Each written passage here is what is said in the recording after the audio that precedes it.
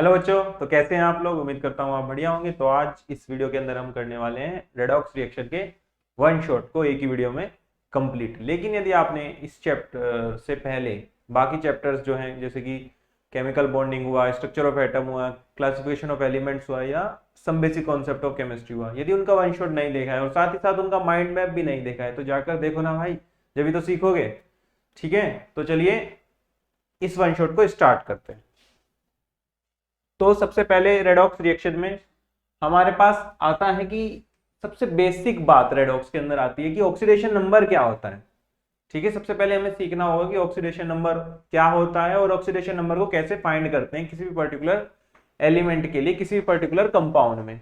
ठीक है बेटा, तो सबसे पहले डेफिनेशन क्या कहती है वो देखते हैं। डेफिनेशन क्या कहती है कि जब चार्ज प्रेजेंट, यानी चार्ज प्रेजेंट हो किसी भी एटम पर बाय डोनेटिंग और एक्सेप्टिंग इलेक्ट्रॉन्स, यानी इलेक्ट्रॉन को डोनेट करके या एक्सेप्ट करके जो भी चार्ज किसी भी पर्टिकुलर एटम के ऊपर आएगा उसे हम क्या कह देंगे, उसका ऑक्सीडेशन नंबर कह देंगे।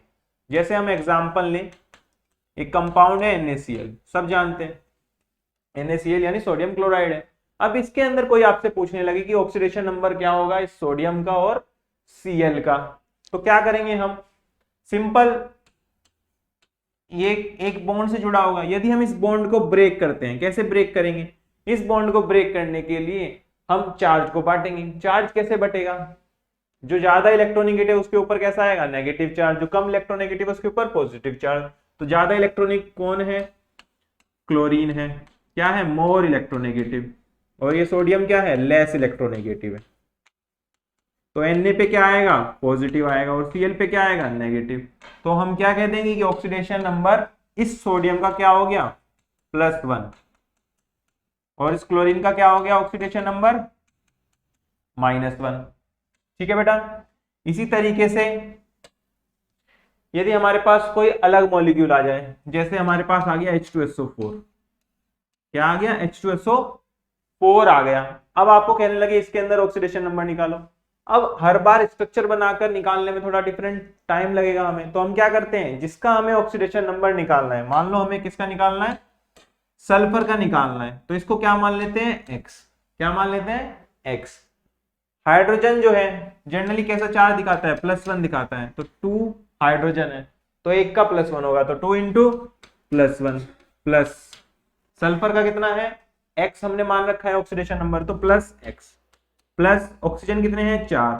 एक ऑक्सीजन का कितना होता है, जनरली जो ऑक्सीजन है वो -2 चार्ज दिखाता है। कैसा चार्ज दिखाता है, -2, तो इसका ऑक्सीडेशन नंबर क्या हो जाएगा, -2 इजिकल टू 0, क्योंकि ओवरऑल जो मॉलिक्यूल है या कंपाउंड है वो क्या है, न्यूट्रल है, तो ओवरऑल चार्ज 0 हो गया।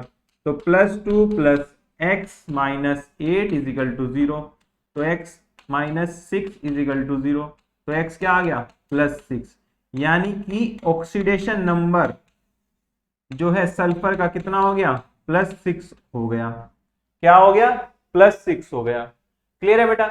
यदि हम इसका स्ट्रक्चर बनाकर भी निकालना चाहें तब भी हम निकाल सकते हैं। देखो स्ट्रक्चर से कैसे निकालते हैं, सल्फर, इसकी जो स्ट्रक्चर होती है वो कुछ इस तरीके से होती है। ठीक है बेटा, इस तरीके से होती है। अब हम करेंगे बॉन्ड को ब्रेक। बॉन्ड को ब्रेक करते वक्त जितने बॉन्ड हो उतना चार्ज आएगा, यानी 2 बॉन्ड टूट रहे हैं तो दो चार्ज आएगा। अब +2 किस पे आएगा और -2 किस पे आएगा, क्योंकि दोनों के दोनों इलेक्ट्रोनेगेटिव डिफरेंस है सल्फर और ऑक्सीजन में। ऑक्सीजन और सल्फर में सल्फर क्या है, लेस इलेक्ट्रोनेगेटिव है। क्या है, लेस इलेक्ट्रोनेगेटिव। ऑक्सीजन क्या है, मोर इलेक्ट्रोनेगेटिव। तो इसके ऊपर क्या चार्ज आएगा, -2, इसके ऊपर क्या आएगा, +2। इसी तरीके से जब ये 2 बॉन्ड तोड़ोगे तो क्या चार्ज आएगा, +2 आएगा, इसके ऊपर आएगा -2।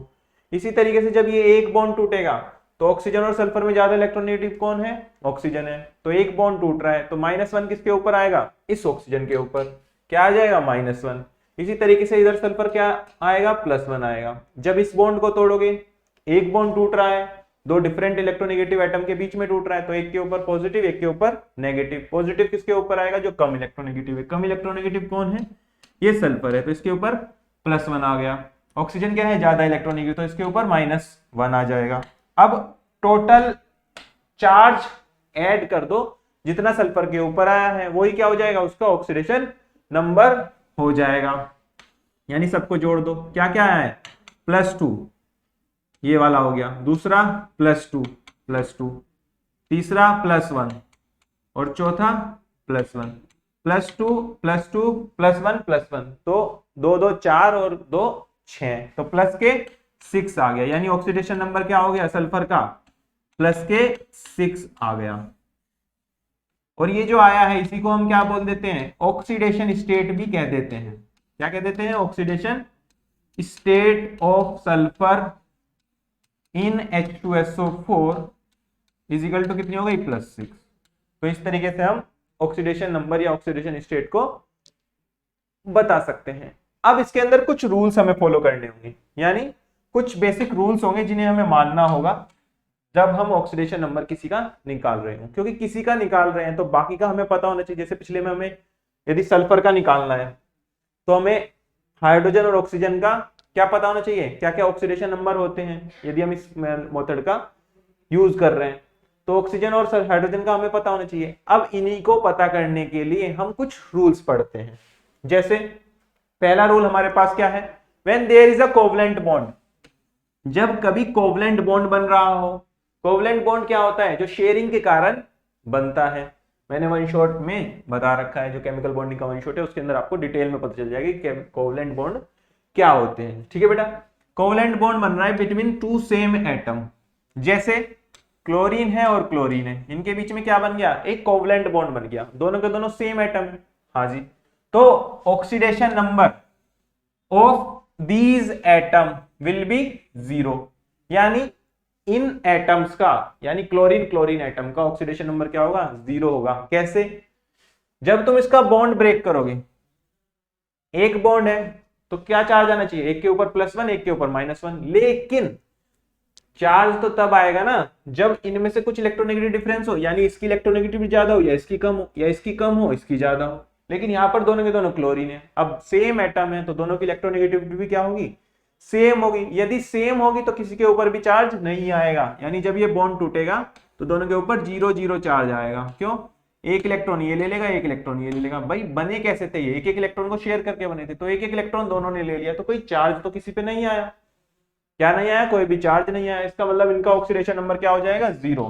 तो ऑक्सीडेशन नंबर ऑन क्लोरीन क्या हो गया, 0। इसी तरीके से हाइड्रोजन हाइड्रोजन का बॉन्ड बने तो उसके अंदर ऑक्सीडेशन नंबर क्या हो जाएगा, ऑन हाइड्रोजन 0 हो जाएगा। क्या हो जाएगा, 0। यदि दो ऑक्सीजन के बीच में डबल बॉन्ड बनता है तो ऑक्सीडेशन नंबर क्या हो जाएगा, यहां पर भी ऑक्सीजन का 0 हो जाएगा, क्योंकि कोवलेंट बॉन्ड बन रहा है बिटवीन दो एटम्स विच आर सेम, दोनों के दोनों एटम सेम है, तो ऑक्सीडेशन नंबर क्या हो गया, 0 हो गया ऑक्सीजन का। इसी तरीके से नाइट्रोजन ट्रिपल नाइट्रोजन का जब बॉन्ड बनता है तो यहाँ पर भी ऑक्सीडेशन नंबर जो है इसका नाइट्रोजन का क्या हो जाता है, 0 हो जाता है, क्योंकि दोनों की दोनों सेम इलेक्ट्रोनेगेटिविटी रख रहे हैं। तो बॉन्ड तोड़ोगे तो कोई भी चार्ज किसी के ऊपर भी नहीं आएगा। ठीक है बेटा, चलिए सेकंड पॉइंट पर चलते हैं। सेकंड पॉइंट क्या कहता है कि the oxidation number of all atoms of different elements, यानी ऑक्सीडेशन नंबर सारे एटम्स का जो अलग अलग एलिमेंट्स के हैं, किसमें, in their respective elementary states, यानी एलिमेंट्री स्टेट यानी कोई ना कोई जो मॉलिक्यूल है किसी ना किसी फॉर्म में नेचर के अंदर पाया जाता होगा। जैसे हाइड्रोजन जो है H2 गैस के रूप में पाई जाती है, Cl2 जो है Cl2 गैस के रूप में पाई जाती है, सोडियम जो है Na सॉलिड की फॉर्म में पाया जाता है, मैग्नीशियम जो है Mg सॉलिड की फॉर्म में पाया जाता है। ठीक है, जैसे I2 है वो सॉलिड की फॉर्म में पाया जाता है, Br2 है वो लिक्विड की फॉर्म में पाया जाता है। यानी जिस एलिमेंटल स्टेट में, यानी जो एलिमेंट नेचुरल जिस स्टेट में सॉलिड लिक्विड गैस जिस स्टेट में पाए जाते हैं तो उसके कॉरस्पॉन्डिंग उनका ऑक्सीडेशन नंबर क्या हो जाता है, 0 हो जाता है। जैसे N2 गैस है उसका ऑक्सीडेशन नंबर क्या होगा, 0। Cl2 गैस होगी तो उसका ऑक्सीडेशन नंबर क्या होगा, 0। H2 गैस होगी उसका ऑक्सीडेशन नंबर क्या होगा, 0 होगा। यदि P4 फॉस्फोरस जो है वो P4 की फॉर्म में पाया जाता है तो इसका ऑक्सीडेशन नंबर क्या होगा, 0 होगा। इस तरीके से सल्फर जो है वो S8 के फॉर्म में पाया जाता है, तो कहीं पर यदि S8 लिखा है तो इसका मतलब इसके अंदर सल्फर की ऑक्सीडेशन नंबर क्या है, 0 है। यदि Br2 होता है तो उसके अंदर भी ऑक्सीडेशन नंबर 0 होगा। ऐसे ही सोडियम जो है सॉलिड की फॉर्म में पाया जाएगा तो अकेला जब भी सोडियम लिखा होगा तो उसका ऑक्सीडेशन नंबर 0 होगा। आयरन है, आयरन जब भी अकेला प्रेजेंट होगा तो उसका भी ऑक्सीडेशन नंबर क्या हो जाएगा, 0 हो जाएगा। इसी तरीके से Ag होगा, Au होगा, या कैसे भी कोई भी पर्टिकुलर एक एलिमेंट या एक एटम लिखा हो जो नेचुरल स्टेट में या एलिमेंट्री स्टेट में पाया जाता हो तो उसके कोरस्पॉन्डिंग ऑक्सीडेशन नंबर क्या हो जाता है, 0 हो जाता है। तो इन सब का इस तरीके से 0 हो जाएगा। क्लियर है बेटा? तो पहला पॉइंट, दूसरा पॉइंट हमने कर लिया। चलिए आगे बढ़ते हैं, अगले पॉइंट्स पर चलते हैं। अगला पॉइंट हमारे पास आता है कि the oxidation number of an monoatomic ion is same as the charge on it. यानी जो ऑक्सीडेशन नंबर होगा किसी भी मोनो का मतलब एक एटम वाले आयन के ऊपर, एक एटम वाला आयन, उसे क्या बोलते हैं, मोनो एटॉमिक। मोनो मतलब एक, एटॉमिक मतलब एटम, आयन मतलब आयन। सीधा एक एटम जिसके ऊपर कोई चार्ज होगा वो उसी चार्ज के बराबर उसका ऑक्सीडेशन नंबर हो जाएगा। जैसे कि Na पॉजिटिव कहीं पर लिखा है तो इसका ऑक्सीडेशन नंबर क्या हो जाएगा, +1। क्यों? क्योंकि इसके ऊपर प्लस चार्ज है। इसी तरीके से कहीं पर Cl माइनस लिखा है तो इसका ऑक्सीडेशन नंबर क्या हो जाएगा, -1 हो जाएगा, क्योंकि Cl के ऊपर माइनस चार्ज आ रहा है।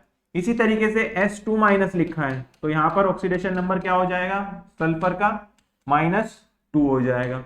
कहीं पर N के ऊपर -3 है तो यहाँ पर ऑक्सीडेशन नंबर क्या हो जाएगा, नाइट्रोजन का -3 हो जाएगा। क्लियर है बेटा? कहीं पर और एग्जांपल लें तो जैसे Al3 पॉजिटिव लिखा है तो ऑक्सीडेशन नंबर क्या हो जाएगा, +3 हो जाएगा। किसका, एल्यूमिनियम का। क्लियर है? यदि कहीं पर लिखा है O2 माइनस तो ऑक्सीडेशन नंबर क्या हो जाएगा, -2 हो जाएगा। क्या हो जाएगा, ऑक्सीडेशन नंबर -2 हो जाएगा ऑक्सीजन का। क्लियर है? चलिए चौथे पॉइंट पर चलते हैं। चौथा पॉइंट क्या है, generally the oxidation number of hydrogen is +1। यानी हाइड्रोजन का जो ऑक्सीडेशन नंबर है वो जनरली +1 होता है जब वो कनेक्ट हो किसके साथ, नॉन मेटल के साथ। नॉन मेटल क्या होते हैं, जनरली पी ब्लॉक वाले नॉन मेटल होते हैं। जैसे कि ऑक्सीजन हो गया तो इसके अंदर हाइड्रोजन का ऑक्सीडेशन नंबर क्या होगा, +1 होगा। H2S हो गया, इसके अंदर भी क्या होगा, +1 होगा। NH3 हो गया तो इसके अंदर भी क्या होगा, +1 होगा। क्लियर है? और HCl हो गया, इसके अंदर भी क्या होगा, +1 होगा। HBr हो गया, इसके अंदर भी हाइड्रोजन का +1 हो जाएगा, क्योंकि ये किसके साथ कनेक्टेड है, नॉन मेटल के साथ। Br, क्लोरीन और नाइट्रोजन, सल्फर, ऑक्सीजन, ये सब क्या है, नॉन मेटल है। तो इनके साथ जब भी हाइड्रोजन कनेक्ट होगा तो हाइड्रोजन का ऑक्सीडेशन नंबर क्या हो जाएगा, 1 हो जाएगा। कितना, +1। ठीक है? लेकिन यदि यही हाइड्रोजन किसी मेटल के साथ कनेक्टेड हो, मेटल यानी सोडियम हो गया, इसके साथ कनेक्टेड हो तो क्या हो जाएगा, -1। पोटेशियम के साथ कनेक्टेड हो गया तब क्या हो जाएगा, -1 हो जाएगा। लिथियम के साथ कनेक्ट हो गया तब भी -1 हो जाएगा। मैग्नीशियम क्या है, वो भी एक मेटल है तो उसके साथ यदि कनेक्ट हो गया तो हाइड्रोजन का ऑक्सीडेशन नंबर -1 हो जाएगा। इसी तरीके से कैल्शियम के साथ जब प्रेजेंट होगा तब भी ऑक्सीडेशन नंबर हाइड्रोजन का -1 हो जाएगा। तो नॉन मेटल के साथ +1, मेटल के साथ -1। तो हम समरी लिखें थोड़ी यहां पर, तो हाइड्रोजन जो है ऑक्सीडेशन नंबर +1 दिखाता है विद नॉन मेटल, और हाइड्रोजन जो है ऑक्सीडेशन नंबर क्या दिखाता है, -1 दिखाता है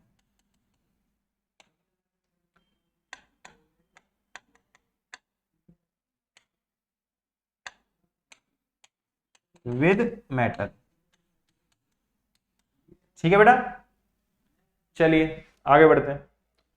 अगला पॉइंट हमारे पास क्या है, यहां पर बहुत इंपॉर्टेंट पॉइंट है कि ऑक्सीडेशन नंबर ऑक्सीजन की जो है वो -2 होती है।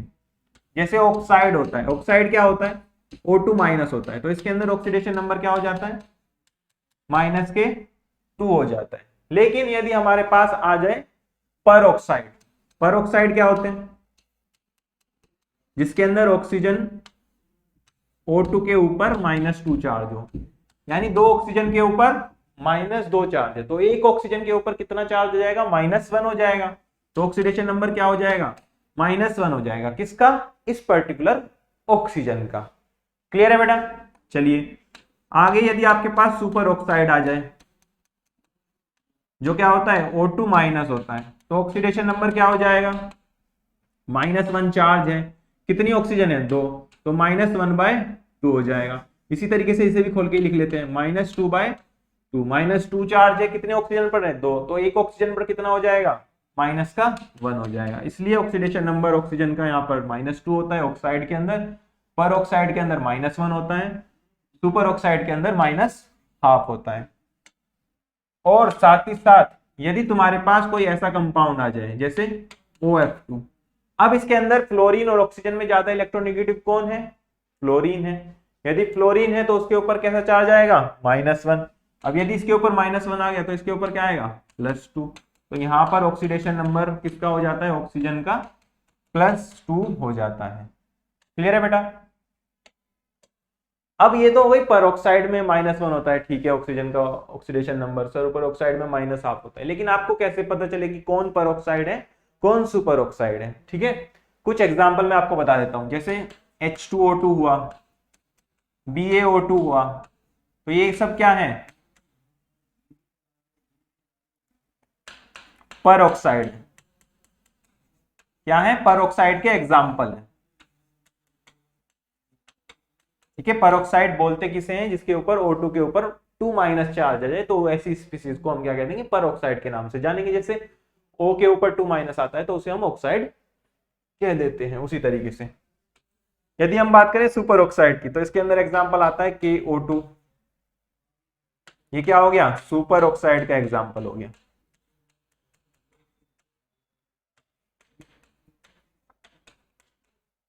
ठीक है, सुपर ऑक्साइड का एग्जाम्पल हो जाएगा। और ऑक्सीडेशन नंबर भी लिख दूं इनके ऊपर तो क्या होगी, इसकी -1, इसकी -1, इसकी माइनस के हाफ हो जाएगी। क्लियर है बेटा। तो ये था ऑक्सीजन के बारे में, जो आपको बहुत अच्छे से ध्यान रखना है कि पर ऑक्साइड होगा तो -1 ऑक्सीडेशन नंबर होगा, यदि सुपर ऑक्साइड होगा तो -12 होगा, यदि सिंपल ऑक्साइड होगा तो O2 माइनस होता है तो 2- ऑक्सीडेशन नंबर हो जाएगा। अब लास्ट बात करते हैं फ्लोरीन की। फ्लोरीन क्या है, सबसे ज्यादा इलेक्ट्रोनेगेटिव एलिमेंट है। अब सबसे ज्यादा इलेक्ट्रोनेगेटिव एलिमेंट है फ्लोरीन, तो उसके ऊपर ऑक्सीडेशन नंबर क्या होगा, हमेशा -1 होगा, चाहे कोई भी कंपाउंड हो। तो oxidation number of fluorine is -1, और ये हमेशा होगा क्योंकि इससे ज्यादा इलेक्ट्रोनेगेटिव कोई भी नहीं है पूरी की पूरी पीरियोडिक टेबल के अंदर, ठीक है बेटा। चलिए, ये रूल्स आपको ध्यान रखने हैं क्योंकि ये रूल्स ही आपकी मदद करेंगे कि आपको अलग अलग कंपाउंड में किसी पर्टिकुलर डिफाइन एलिमेंट के कॉरस्पॉन्डिंग क्या ऑक्सीडेशन नंबर लेना है। तो चलिए कुछ क्वेश्चन देख लेते हैं ताकि हमको समझ में आ जाए कि ऑक्सीडेशन नंबर को एक्चुअल में निकाल कैसे रहे, ठीक है। उससे पहले ये रूल्स बहुत अच्छे से पता होने चाहिए, जिसको रूल्स पता है उसको ऑक्सीडेशन नंबर निकालने में कभी भी कोई भी प्रॉब्लम नहीं आएगी, लेकिन जिसको नहीं पता है उसको प्रॉब्लम आएगी, ठीक है। तो रूल्स को अच्छे से ध्यान रखें। चलिए सबसे पहला क्वेश्चन करते हैं। ए क्या दे रखा है, NaH2PO4, यहां पर अंडरलाइन किसके नीचे है, फोस्फोरस के नीचे। तो जिसके नीचे अंडरलाइन होती है उसी का हमें ऑक्सीडेशन नंबर निकालना होता है। क्वेश्चन भी कैसे आता है, ऐसे ही आता है कि assign oxidation number two the underlined elements in each of the following species, यानी कुछ आपको स्पीसीज देगा, कुछ कंपाउंड देगा, उसके अंदर आपको जिसके नीचे अंडरलाइन कर रखा है उसके कॉरस्पॉन्डिंग आपको ऑक्सीडेशन नंबर फाइंड करना है। तो यहां पर किसका फाइंड करना है, फॉस्फोरस का फाइंड करना है। तो फॉस्फोरस का यदि फाइंड करना है तो सबसे पहले क्या करते हैं, जिसका ऑक्सीडेशन नंबर निकालना हो उसे क्या मानेंगे, X, तो इसे मान लेंगे X। क्लियर है। अब यहां पर सोडियम है, सोडियम कैसा दिखाता है, +1 दिखाता है, क्यों, एल्कली मेटल है। एल्कली मेटल कैसा ऑक्सीडेशन नंबर शो करती हैं, +1। एल्कली मेटल्स कैसी ऑक्सीडेशन नंबर शो करती हैं, +1। और alkaline earth metal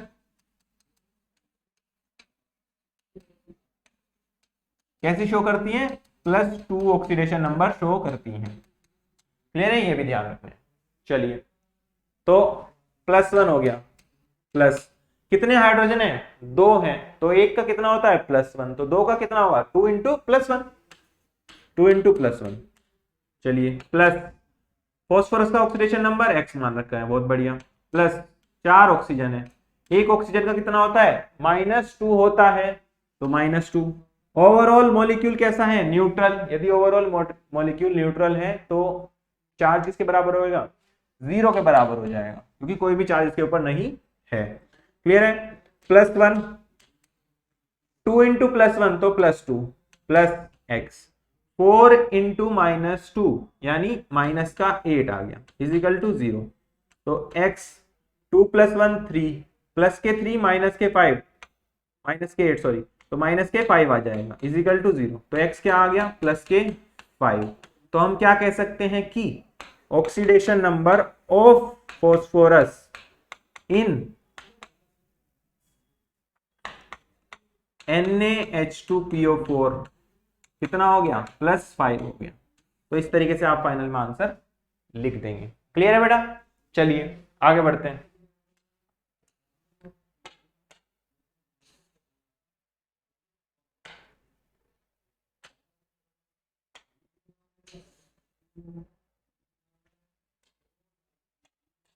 B part की तरफ चलते हैं। बी पार्ट क्या है? NaHSO4। यहां पर किसके अंदर अंडरलाइन है? सल्फर के नीचे अंडरलाइन है। तो सल्फर का हमें ऑक्सीडेशन नंबर फाइंड करना है। कैसे फाइंड करते हैं? एक्स मान लेते हैं भैया, मान लिया एक्स।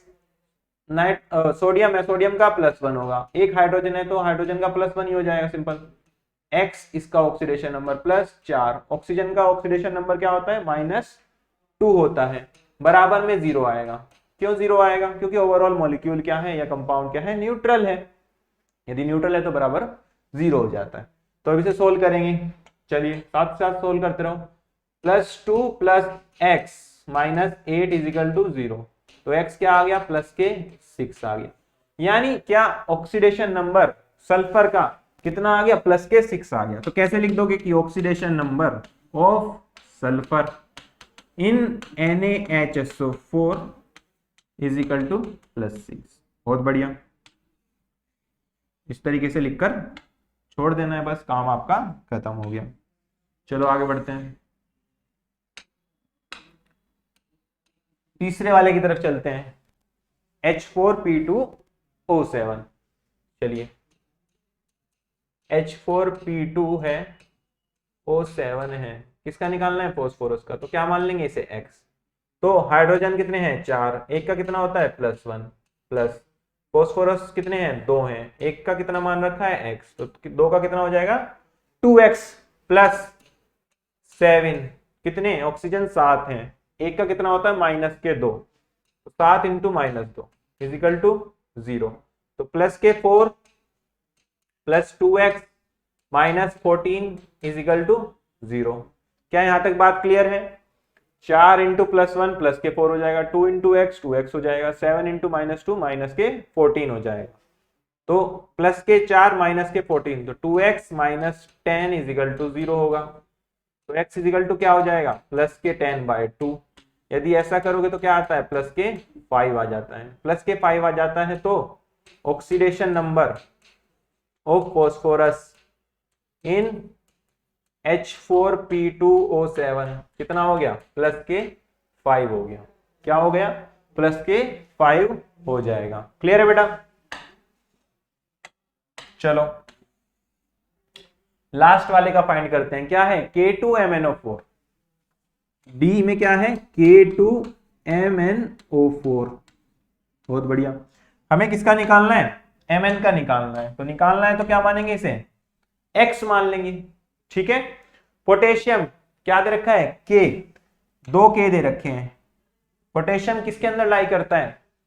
एल्कली मेटल है। एल्कली मेटल है तो ऑक्सीडेशन नंबर +1 होगा। तो 2 इंटू +1 प्लस Mn का X मान रखा है, प्लस ऑक्सीजन कितने हैं? 4, एक का कितना होता है? -2, तो 4 इंटू -2 बराबर 0। तो +2 + x -8 इजिकल टू 0। तो x इजिकल टू कितना आ गया? +6 आ गया, +2 x -8 +6 आ जाएगा। तो oxidation number of Mn in K2MnO4 कितना हो गया? +6 हो गया। तो ये क्या हो गया? आपका फाइनल आंसर हो गया।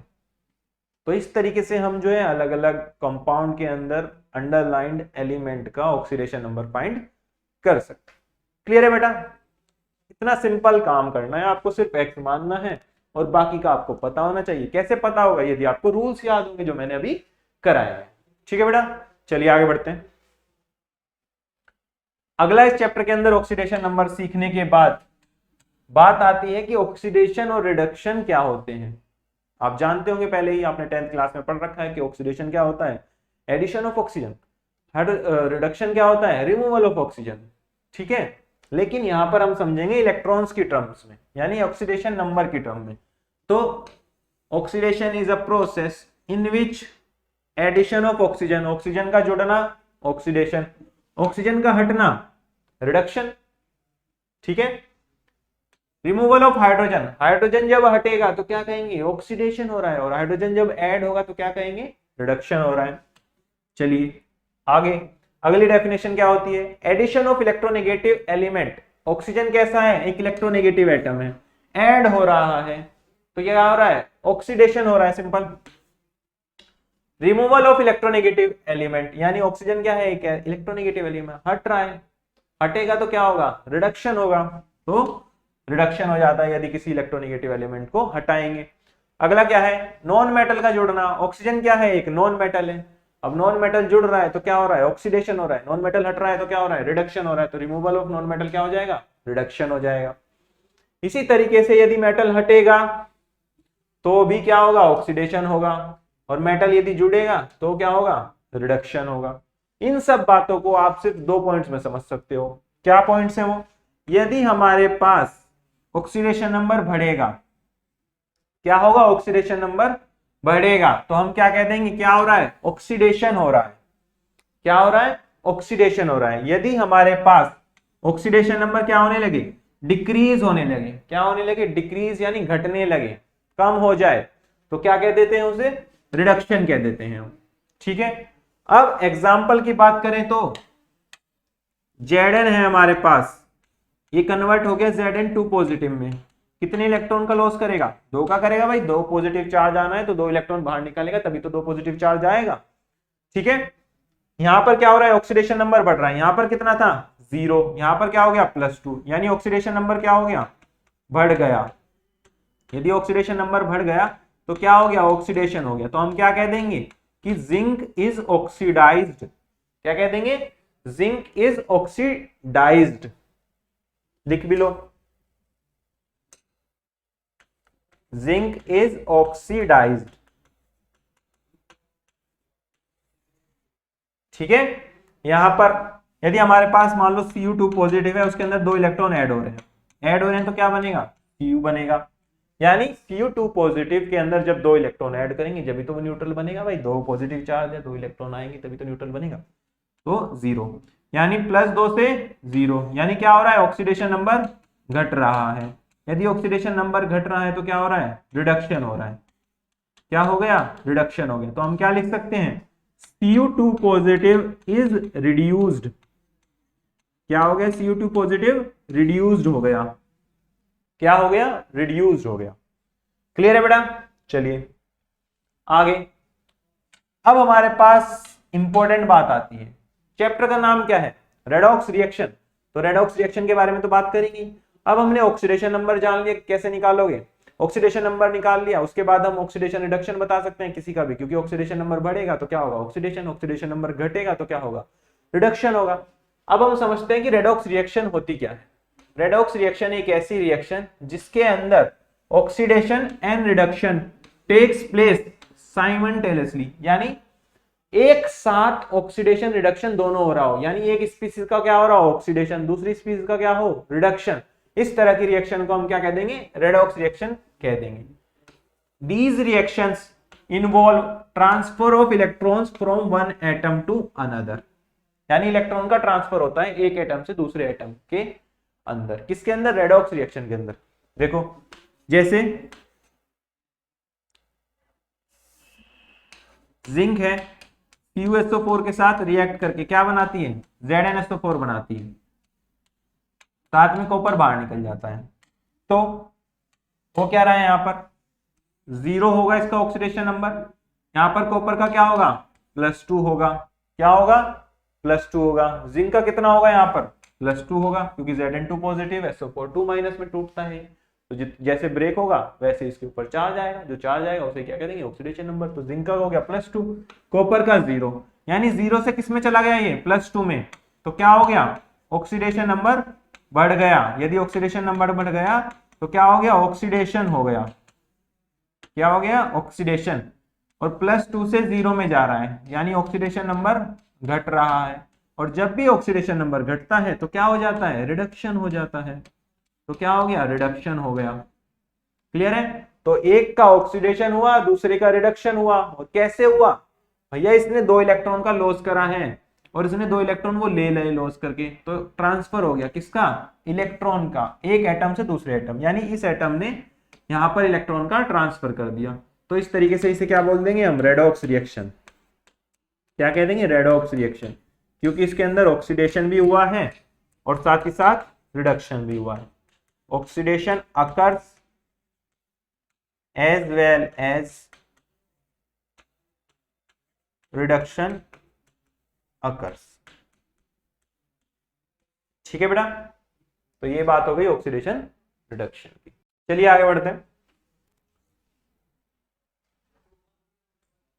देखो अब रेडॉक्स रिएक्शन में हमें 2 टर्म और समझनी होती हैं। पहली, ऑक्सीडाइजिंग एजेंट क्या होगा और दूसरा रिड्यूसिंग एजेंट क्या होगा। तो क्या क्या होते हैं इनकी बात करते हैं।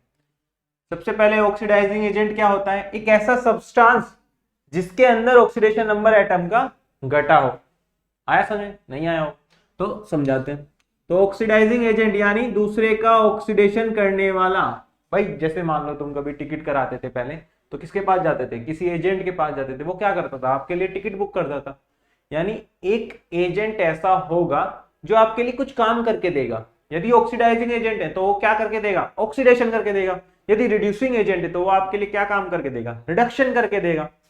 यानी ऑक्सीडाइजिंग एजेंट का मतलब है दूसरे का oxidation, oxidation of other species. यानी इसके साथ जो स्पीसीज कनेक्टेड है उसका क्या कर देगा, ऑक्सीडेशन कर देगा, और खुद का क्या करेगा, रिडक्शन, रिडक्शन ऑफ सेल्फ। यानी खुद को रिड्यूस करेगा, खुद का ऑक्सीडेशन नंबर घटाएगा, दूसरे का ऑक्सीडेशन नंबर बढ़ा देगा। क्या करेगा, दूसरे का बढ़ा देगा, खुद का घटा देगा। तो क्या लिखा है, जिसके अंदर ऑक्सीडेशन नंबर एटम का घट जाए। ऑक्सीडेशन नंबर घट जाएगा, इसका मतलब खुद का क्या होगा, रिडक्शन। यदि भैया खुद का रिडक्शन होगा तो दूसरे का क्या होगा, ऑक्सीडेशन। यदि दूसरे का ऑक्सीडेशन होगा तो उसे हम क्या कह देंगे, ऑक्सीडाइजिंग एजेंट कह देंगे। क्लियर है। इसी तरीके से रिड्यूसिंग एजेंट क्या होता है, जो किसी के लिए रिडक्शन करके दे, किसी का रिडक्शन करे, यानी खुद का क्या करेगा, ऑक्सीडेशन, यानी सेल्फ ऑक्सीडाइज्ड होगा, खुद का ऑक्सीडेशन होगा और रिडक्शन करेगा दूसरों का, रिडक्शन ऑफ अदर्स। यानी बहुत आसान शब्दों में जब भी ऑक्सीडाइजिंग एजेंट पूछे तो भाई जो उसका रिडक्शन कर रहा है उसे ऑक्सीडाइजिंग एजेंट कह देंगे। ठीक है। रिड्यूसिंग एजेंट किसे कह देंगे, जो खुद का ऑक्सीडेशन कर रहा है। क्या कर रहा है, खुद का ऑक्सीडेशन, यानी ऑक्सीडेशन नंबर उसका बढ़ रहा है। तो ऑक्सीडाइजिंग एजेंट वो जो खुद का रिडक्शन करे, और रिड्यूसिंग एजेंट वो जो दूसरे का ऑक्सीडेशन करे। ठीक है। जैसे हमारे पास एक ये रिएक्शन है, क्या रिएक्शन है, इसके अंदर हमारे पास CuO है, यानी कॉपर का ऑक्साइड है, H2 के साथ रिएक्ट कर रहा है। क्या बना रहा है, Cu बना रहा है और साथ में वाटर बना रहा है। अब कॉपर के ऊपर क्या होगा, +2 चार्ज होगा। यहां पर हाइड्रोजन पे क्या होगा, 0। क्यों भैया 0 होगा, क्योंकि रूल्स बताते हैं। रूल्स के अंदर क्या पढ़ा था हमने, कि जो भी पर्टिकुलर एलिमेंट एलिमेंटल स्टेट में पाए जा रहे हैं उनका ऑक्सीडेशन नंबर क्या हो जाएगा, 0 0।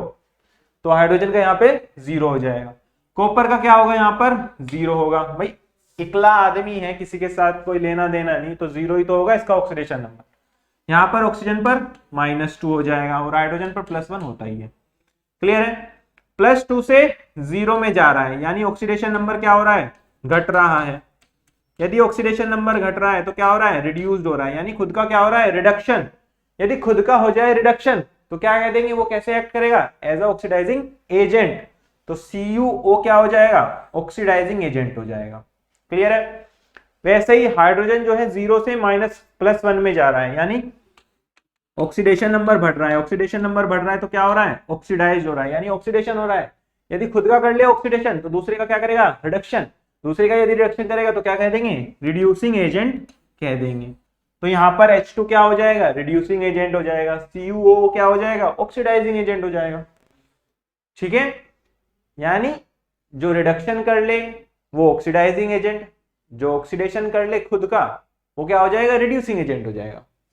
चलिए अगला एग्जांपल यहाँ हमारे पास है, अमोनिया है। अमोनिया क्या होता है, NH3 होता है। किसके साथ रिएक्ट कर रहा है, Br2 के साथ रिएक्ट कर रहा है। क्या बना रहा है, N2 बना रहा है, यानी नाइट्रोजन गैस निकल रही है भैया, साथ ही साथ HBr बन रहा है। यहाँ पर अमोनिया में हाइड्रोजन का +1 होता है। क्यों होता है, क्योंकि नॉन मेटल के साथ जब भी हाइड्रोजन जुड़ा होगा तो भैया हाइड्रोजन का ऑक्सीडेशन नंबर क्या हो जाएगा, +1 हो जाएगा। नाइट्रोजन का क्या होगा, +3। Br का क्या होगा, 0 होगा, क्योंकि एलिमेंटल स्टेट में पाया जा रहा है। N2 का क्या होगा, 0, यानी नाइट्रोजन का ऑक्सीडेशन नंबर N2 में 0 होगा, क्योंकि किसके अंदर पाया जा रहा है, एलिमेंटल स्टेट में पाया जा रहा है। आगे Br का -1, हाइड्रोजन का +1। तो अब -3 से 0, यानी ऑक्सीडेशन नंबर बढ़ गया, क्योंकि -3 से बड़ा होता है 0, ये तो जानते होगे। तो ऑक्सीडेशन नंबर बढ़ गया तो क्या हो गया, इसका ऑक्सीडेशन। यदि इसका ऑक्सीडेशन हो गया तो ये ऐसे एक्ट करेगा, as a reducing agent act करेगा। लेकिन Br2 जो है वो 0 से Br -1 में चला गया, यानी ऑक्सीडेशन नंबर घट गया। यदि ऑक्सीडेशन नंबर घट गया तो क्या हो गया, Br का ब्रोमीन का रिडक्शन। यदि Br का ब्रोमीन का रिडक्शन हो गया तो क्या करेगा, दूसरे का ऑक्सीडेशन करेगा। दूसरे का ऑक्सीडेशन करेगा तो कैसे एक्ट करेगा, as a oxidising agent act करेगा। तो Br2 क्या हो गया, ऑक्सीडाइजिंग एजेंट। NH3 क्या हो गया, रिड्यूसिंग एजेंट। क्लियर है। चलिए आगे बढ़ते हैं। अब हमारे पास कुछ क्वेश्चन है। क्या क्वेश्चन है, क्या कह रहा है question, justify that the following reactions are redox reaction. आपको जस्टिफाई करना है, जस्टिफाई का मतलब एक तरीके से सिद्ध करना है कि कौन सी रिएक्शन इनमें से रेडॉक्स रिएक्शन होगी। अब रेडॉक्स रिएक्शन होती क्या है आपको ये पता होना चाहिए। रेडॉक्स रिएक्शन वो रिएक्शन होती है जिसके अंदर कोई स्पीशीज का हो ऑक्सीडेशन और दूसरी का हो रिडक्शन, यानी ऑक्सीडेशन रिडक्शन दोनों एक साथ हो रहा हो। तो चेक करो पहले वाले में क्या ऑक्सीडेशन रिडक्शन दोनों हो रहा है, तो क्या है, CuO है, H2 के साथ क्या कर रहा है, रिएक्ट कर रहा है। क्या बना रहा है, Cu बना रहा है और साथ में H2 का O का फॉर्मेशन हो रहा है। कॉपर का +2 है, हाइड्रोजन का 0 है। यहाँ पर कॉपर का 0 होगा क्योंकि एलिमेंटल फॉर्म में है। हाइड्रोजन का क्या होगा, +1, क्योंकि नॉन मेटल के साथ कनेक्टेड है। तो +2 से 0, यानी ऑक्सीडेशन नंबर क्या हुआ, घट गया तो क्या हो गया, रिडक्शन। क्या हो गया, रिडक्शन। वहीं दूसरे का 0 से +1 हो गया, यानी ऑक्सीडेशन नंबर बढ़ गया। यदि ऑक्सीडेशन नंबर बढ़ गया तो क्या हो गया, ऑक्सीडेशन। यदि ऑक्सीडेशन हो गया तो हम कह देंगे कि एक का ऑक्सीडेशन दूसरे का रिडक्शन, तो क्या हो जाएगा, रेडॉक्स रिएक्शन हो जाएगा। कौन सी रिएक्शन हो गई, ये रेडॉक्स रिएक्शन हो गई। तो इस तरीके से आप बता सकते हैं कि कौन रिएक्शन रेडॉक्स होगी या कौन रिएक्शन रेडॉक्स नहीं होगी। देखो ऑक्सीडेशन रिडक्शन दोनों हो रहे हैं तो भैया रेडॉक्स हो जाएगी। चलिए आगे चलते हैं। बी के अंदर क्या है, 4BCl3 प्लस LiAlH4 क्या बन रहा है, B2H6 बन रहा है, साथ में LiCl बन रहा है प्लस AlCl3 बन रहा है। ठीक है, यहां पर B की निकालोगे X मानकर तो क्या आएगी, X प्लस क्लोरीन की -1 तो 3 = 0, तो X क्या आ गया, प्लस के 3 आ गया, यानी ऑक्सीडेशन नंबर क्या हो गया इसका, B का प्लस के 3 हो गया। ठीक है, एल्यूमिनियम का यहां पर निकालोगे, लिथियम का क्या होता है, +1, एल्यूमिनियम का क्या मान लिया, X प्लस 4, मेटल के साथ जुड़ा है तो हाइड्रोजन का क्या हो जाएगा, -1 = 0, तो X क्या आ गया, प्लस के 3 आ गया। क्या आ गया, प्लस के 3 आ गया, तो क्या हो जाएगा, प्लस के 3 हो जाएगा इसका ऑक्सीडेशन नंबर। क्लियर है। यहां पर LiCl बन रहा है, Li का +1 Cl का -1, यहां पर AlCl3 में Al का क्या होगा, +3 होगा। ठीक है बेटा। B2H6 में 2x + 6, बोरॉन क्या होता है, नॉन मेटल होता है, नॉन मेटल होता है तो हाइड्रोजन का +1 ही होगा, = 0, तो 2x + 6 = 0, तो x = क्या आ गया, -3, बोरॉन का क्या हो गया, -3, यानी यहां पर +3 से -3 हो गया। कौन, बोरॉन। और यहाँ पर हाइड्रोजन जो है -1 था और यहाँ पर क्या हो गया, +1 हो गया। क्या हो गया, +1 हो गया। तो बोरॉन का क्या हो गया, रिडक्शन। क्या हो गया, रिडक्शन। और यहाँ पर क्या हो गया, ये ऑक्सीडाइज्ड हो गया, यानी एक का ऑक्सीडेशन दूसरे का रिडक्शन हो रहा है। तो ये भी क्या हो जाएगी, एक रेडॉक्स रिएक्शन हो जाएगी। तो दोनों की दोनों क्या हो गई, रेडॉक्स रिएक्शन हो गई। ठीक है बेटा, चलिए आगे बढ़ते हैं। अब हमने रेडॉक्स रिएक्शन जान लिया कि रेडॉक्स रिएक्शन होती क्या है, ऑक्सीडेशन नंबर जान लिया, ऑक्सीडेशन नंबर क्या है, रेडॉक्स रिएक्शन जान लिया, ऑक्सीडेशन रिडक्शन जान लिया, बहुत कुछ जान लिया। अब उसके बाद ये भी हमें जानना होगा कि कितने तरह की रेडॉक्स रिएक्शन हो सकती हैं, कितने तरह की रेडॉक्स रिएक्शन हो सकती हैं। तो टाइप्स ऑफ रेडॉक्स रिएक्शन की बात करते हैं। तो सबसे पहला कॉम्बिनेशन रिएक्शन हो सकती है। कॉम्बिनेशन रिएक्शंस क्या होती है, वो रिएक्शन जिसके अंदर दो स्पीसीज आपस में कंबाइन होके एक स्पीसीज बन जाए। जैसे यहाँ पर कार्बन और ऑक्सीजन है, आपस में कंबाइन होगी, क्या बनेगा, CO2 बन जाएगी, क्या, गैस बन जाएगी। क्लियर है। अब ऑक्सीडेशन नंबर निकालो, यहाँ पर कार्बन का 0, ऑक्सीजन का 0, यहाँ पर कार्बन का निकालोगे तो +4 आएगा, ऑक्सीजन का -2 होगा। यानी 0 से -2 यानी ऑक्सीडेशन नंबर घट गया तो क्या हो गया, रिडक्शन। और यहाँ पर 0 से +4 हो गया, यानी ऑक्सीडेशन नंबर बढ़ गया तो क्या हो गया, ऑक्सीडेशन। यानी कार्बन जो है ऑक्सीडाइज्ड हो गया और ऑक्सीजन जो है वो रिड्यूस्ड हो गया। क्या हो गया, रिड्यूस हो गया। तो हम क्या कह सकते हैं, ये एक रेडॉक्स रिएक्शन है। और कॉम्बिनेशन हो रहा है, यानी दो स्पीसीज आपस में कंबाइन होकर एक सिंगल स्पीसीज बना रही हैं, तो ये क्या हो गई, कॉम्बिनेशन रिएक्शन होगी। तो इसे हम क्या बोल देंगे, कॉम्बिनेशन रेडॉक्स रिएक्शन। क्लियर है बेटा। चलिए अगले पे चलते हैं। अगला क्या है, MgN2। Mg क्या शो करता है, +1 वैलेंस, +2 वैलेंस से शो करता है। नाइट्रोजन जो है -3, क्रॉस मल्टीप्लाई करोगे तो क्या आएगा, Mg3N2, यानी क्या बनेगा, Mg3N2 बनेगा। क्लियर है। Mg क्या है, ऑक्सीडेशन नंबर 0, नाइट्रोजन का क्या है, 0 है क्योंकि एलिमेंटल स्टेट में है दोनों के दोनों। यहां पर Mg का कितना हो जाएगा, +2, नाइट्रोजन का कितना हो जाएगा, -3 हो जाएगा। ठीक है, -3 हो जाएगा। तो चलो देखो ऑक्सीडेशन रिडक्शन किस किस का हो रहा है, कैसे हो रहा है। Mg जो है 0 से +2 में चला गया, यानी ऑक्सीडेशन नंबर बढ़ गया। क्या हो गया, ऑक्सीडेशन नंबर बढ़ गया। यदि ऑक्सीडेशन नंबर बढ़ गया तो क्या होता है, ऑक्सीडेशन हो गया। N2 जो है 0 से -3 में चला गया, यानी ऑक्सीडेशन नंबर जो है वो घट गया तो क्या हो गया, रिडक्शन। क्या हो गया बेटा, रिडक्शन हो गया इसका, यानी एक का ऑक्सीडेशन दूसरे का रिडक्शन हो गया। तो इसे भी क्या कह देंगे, रेडॉक्स रिएक्शन कह देंगे। और रेडॉक्स रिएक्शन में भी कौन सी रिएक्शन हो जाएगी, कॉम्बिनेशन हो जाएगी। क्यों, क्योंकि मैग्नीशियम और N2 जो है आपस में कंबाइन होकर एक सिंगल स्पीसीज का फॉर्मेशन कर लिया है। ठीक है, तो ये भी क्या हो जाएगी, कॉम्बिनेशन रिएक्शन हो जाएगी। चलिए अगला पढ़ते हैं। अगला क्या है, हाइड्रोकार्बन। ये क्या होते हैं, हाइड्रोकार्बन, यानी कार्बन और हाइड्रोजन से मिलकर जो कंपाउंड्स बने हैं उसे हम क्या कहते हैं, हाइड्रोकार्बन।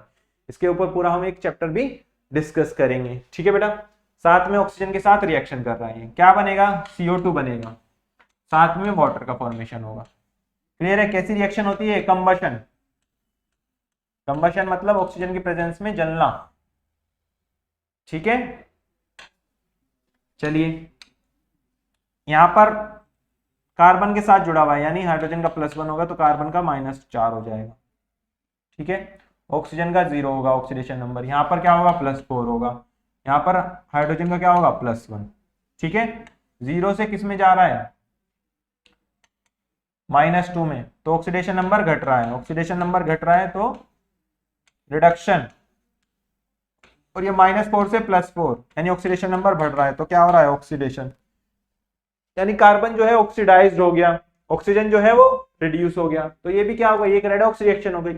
और इसके अंदर भी दो स्पीसीज आपस में कंबाइन हो रही है, तो इसे भी हम क्या कह देंगे, कॉम्बिनेशन रिएक्शन कह देंगे। तो कंबशन भी एक कॉम्बिनेशन रिएक्शन का ही टाइप होता है। क्लियर है बेटा, क्लियर है। टाइप्स ऑफ रिएक्शन में पहली बात कॉम्बिनेशन रिएक्शन। चलिए आगे बढ़ते हैं। अगली रिएक्शन हमारे पास आती है डिकम्पोजिशन। क्या आती है, डिकम्पोजिशन। डिकम्पोजिशन नाम से क्या पता लग रहा है कि कुछ ना कुछ डिकम्पोज होगा। डिकम्पोज मतलब ब्रेक डाउन।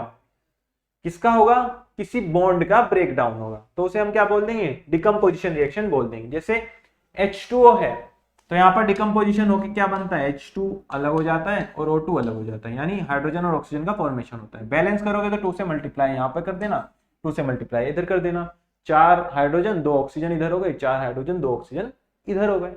क्लियर है। अब हमें क्या निकालना है, इस पेपर ऑक्सीडेशन नंबर निकालते हैं। ऑक्सीजन हाइड्रोजन का +1, ऑक्सीजन का -2, यहाँ पर हाइड्रोजन का 0 होगा, यहाँ पर भी ऑक्सीजन का 0 होगा, क्योंकि एलिमेंटल स्टेट में बन रहे हैं ये, यानी +1 से 0। तो क्या हुआ, ऑक्सीडेशन नंबर डिक्रीज हो। यदि ऑक्सीडेशन नंबर डिक्रीज हो गया तो क्या कहते हैं इसको, रिडक्शन। -2 से 0 यानी ऑक्सीडेशन नंबर जो है वो इंक्रीज हुआ। इंक्रीज हुआ तो क्या कहते हैं इसे, ऑक्सीडेशन। क्या कह देते हैं बेटा, ऑक्सीडेशन। तो हाइड्रोजन क्या हुआ, रिड्यूस, ऑक्सीजन क्या हुआ, ऑक्सीडाइज। ओवरऑल रिएक्शन कैसी हुई, डिकम्पोजिशन। तो इसके क्या बोल देंगे, डिकम्पोजिशन रेडॉक्स रिएक्शन हम इसे कह देंगे। क्लियर है बेटा। अगला देखो, अगला क्या है, NaH, क्या बोलते हैं इसे, सोडियम हाइड्राइड। ठीक है, सोडियम हाइड्राइड। हाइड्राइड क्यों बोलते हैं, क्योंकि H- जो होता है ना उसे हम जनरली हाइड्राइड के नाम से जानते हैं। ठीक है, और आगे सोडियम लगाएं तो Na का पॉजिटिव +1, हाइड्रोजन का -1, क्योंकि हमें पता है भाई हाइड्रोजन की जो ऑक्सीडेशन नंबर होता है वो किसी मेटल के साथ हो प्रेजेंट तो -1 होता है। क्लियर है। क्या बनेगा, सोडियम बनेगा। कैसा बनेगा बेटा, सॉलिड में बनेगा। और क्या बनेगा, H2 गैस बनेगी। हाफ मैंने इसलिए कर दिया क्योंकि एक H हमारे पास प्रेजेंट है। क्लियर है बेटा, बैलेंसिंग के लिए किया है। चलिए, ऑक्सीडेशन नंबर इसका 0, इसका 0, तो +1 से 0 यानी ऑक्सीडेशन नंबर घट गया। घट गया तो क्या हो गया, रिडक्शन, यानी सोडियम का क्या हुआ, रिडक्शन हुआ। ठीक है, और यहां पर जो है -1 से 0 हो गया यानी ऑक्सीडेशन नंबर बढ़ गया, तो क्या हो गया इसका, ऑक्सीडेशन हो गया। क्या हो गया, ऑक्सीडेशन हो गया। क्लियर है बेटा। तो हम क्या कह देंगे कि एक रिडक्शन हो रहा है, दूसरा ऑक्सीडेशन हो रहा है, तो ओवरऑल रिएक्शन कैसी हो जाएगी, रेडॉक्स रिएक्शन। रेडॉक्स रिएक्शन में कौन सी हो जाएगी, डिकम्पोजिशन। क्यों, क्योंकि एक सिंगल कंपाउंड जो है 2 कंपाउंड्स में ब्रेक हो रहा है। चलिए अगले एग्जाम्पल की तरफ चलते हैं। अगले एग्जाम्पल है हमारे पास KClO3। कैसे टूटता है ये टूटता है KCl में +O2 में। किसमें, KCl +O2 में। बैलेंस करने के लिए 2 से यदि मैं मल्टीप्लाई करूंगा तो यहां से भी 2 से मल्टीप्लाई करना पड़ेगा। अब ऑक्सीजन कितने हो गए, 6, यहाँ पर कितने हैं, 2। यदि 3 से मल्टीप्लाई कर दूं तो क्या हो जाती है, बैलेंस हो जाती है ये रिएक्शन। चलिए अब यहाँ पर ऑक्सीडेशन नंबर फाइंड करते हैं। पोटेशियम का क्या होगा, +1, ऑक्सीजन का क्या होगा, -2। अब क्लोरीन का निकालना है। KClO3 में क्लोरीन का निकालना है तो x मान लेंगे। पोटेशियम का +1, क्लोरीन का x मान रखा है तो +x, प्लस ऑक्सीजन कितने हैं, 3, 1 का -2 इजिकल टू 0, तो x -6, ये यहाँ से +1 इजिकल टू 0, तो x इजिकल टू +5। तो क्या आ गया, +5 आ गया इस क्लोरीन का ऑक्सीडेशन नंबर। यहाँ पर -1 हो जाएगा, पोटेशियम का +1, ऑक्सीजन का 0, यानी +5 से -1 यानी ऑक्सीडेशन नंबर घट गया। घट गया तो क्या हुआ, रिडक्शन हो गया भैया। और ऑक्सीजन का -2 से 0 यानी ऑक्सीडेशन नंबर बढ़ गया। बढ़ गया तो क्या हो गया, ऑक्सीडेशन हो गया, यानी एक एटम या एक एलिमेंट क्या हुआ, ऑक्सीडाइज, दूसरा एलिमेंट क्या हुआ, रिड्यूस। यदि एक का रिडक्शन दूसरे का ऑक्सीडेशन होता है तो ऐसी रिएक्शन को हम क्या बोल देते हैं, रेडॉक्स रिएक्शन कह देते हैं। क्योंकि इसके अंदर एक कंपाउंड 2 कंपाउंड में ब्रेक हो रहा है यानी डिकम्पोज हो रहा है, तो इस तरह की रिएक्शन को हम क्या बोल देंगे, डिकम्पोजिशन रेडॉक्स रिएक्शन कह देंगे। क्लियर है बेटा। तो ये थी डिकम्पोजिशन रिएक्शन। चलिए आगे बढ़ते हैं। तीसरे प्रकार की रिएक्शन आती है डिस्प्लेसमेंट रिएक्शन। डिस्प्लेसमेंट मतलब एक व्यक्ति दूसरे व्यक्ति को हटा देगा। जैसे आप पढ़ चुके हो ना 10th में कि डिस्प्लेसमेंट रिएक्शन क्या होती है, भाई एक मॉलिक्यूल है, उसके अंदर एक व्यक्ति आता है, एक वाले एटम को हटाकर उसकी जगह ले लेता है, तो उसी को क्या बोलते हैं, डिस्प्लेसमेंट हम कहते हैं। चलिए पहला क्या है, CuSO4 जिंक के साथ रिएक्ट कर रहा है, तो जिंक क्या करेगा, कॉपर की जगह ले लेगा। क्यों, क्योंकि जिंक जो है ज्यादा रिएक्टिव है, तो क्या बनेगा, ZnSO4 बनेगा, साथ में Cu बनेगा। क्लियर है। ऑक्सीडेशन नंबर निकालेंगे तो कॉपर की यहां पर +2 आएगी, जिंक की 0, यहां पर +2, कॉपर की 0, यानी +2 से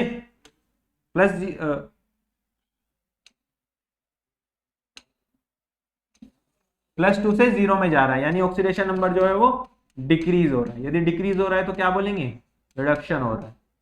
यहाँ पर 0 से +2 यानी ऑक्सीडेशन नंबर बढ़ रहा है, बढ़ रहा है तो क्या कहेंगे कि ऑक्सीडेशन हो रहा है। क्लियर है बेटा? तो एक का ऑक्सीडेशन, दूसरे का रिडक्शन, तो क्या हो गई, एक रेडॉक्स रिएक्शन हो गई, क्योंकि इसके अंदर क्या हो रहा है, एक एलिमेंट दूसरे एलिमेंट को उसके कॉरेस्पॉन्डिंग कंपाउंड में से क्या कर दे रहा है, डिस्प्लेस कर दे रहा है। तो इस तरह की रिएक्शन को हम क्या कह देंगे, डिस्प्लेसमेंट रिएक्शन कह देंगे। क्लियर है बेटा? चलिए अगली रिएक्शन हमारे पास है V2O5, इसे क्या बोलते हैं, वेनेडियम ऑक्साइड।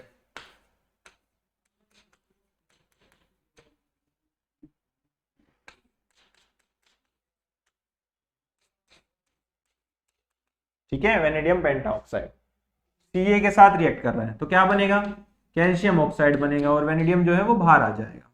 क्या आ जाएगा, बाहर आ जाएगा। 5 है तो 5 से मल्टीप्लाई कर दिया, 5 ऑक्सीजन हो गए तो वेनेडियम 2 निकलेंगे बाहर। क्लियर है? अब क्या निकालेंगे इसके अंदर, ऑक्सीडेशन नंबर। वेनेडियम का कितना होगा, कैसे निकालेंगे, x मानेंगे इसे, तो 2x प्लस ऑक्सीजन का कितना होता है, -2, तो 5 - 2 = 0, तो x = 10/2 यानी +5 आ गया। क्या आ गया, +5, तो वेनेडियम का क्या हो गया, +5 हो गया ऑक्सीडेशन नंबर। क्लियर है? कैल्शियम का क्या हो जाएगा, 0, क्योंकि एलिमेंटल स्टेट में प्रेजेंट है।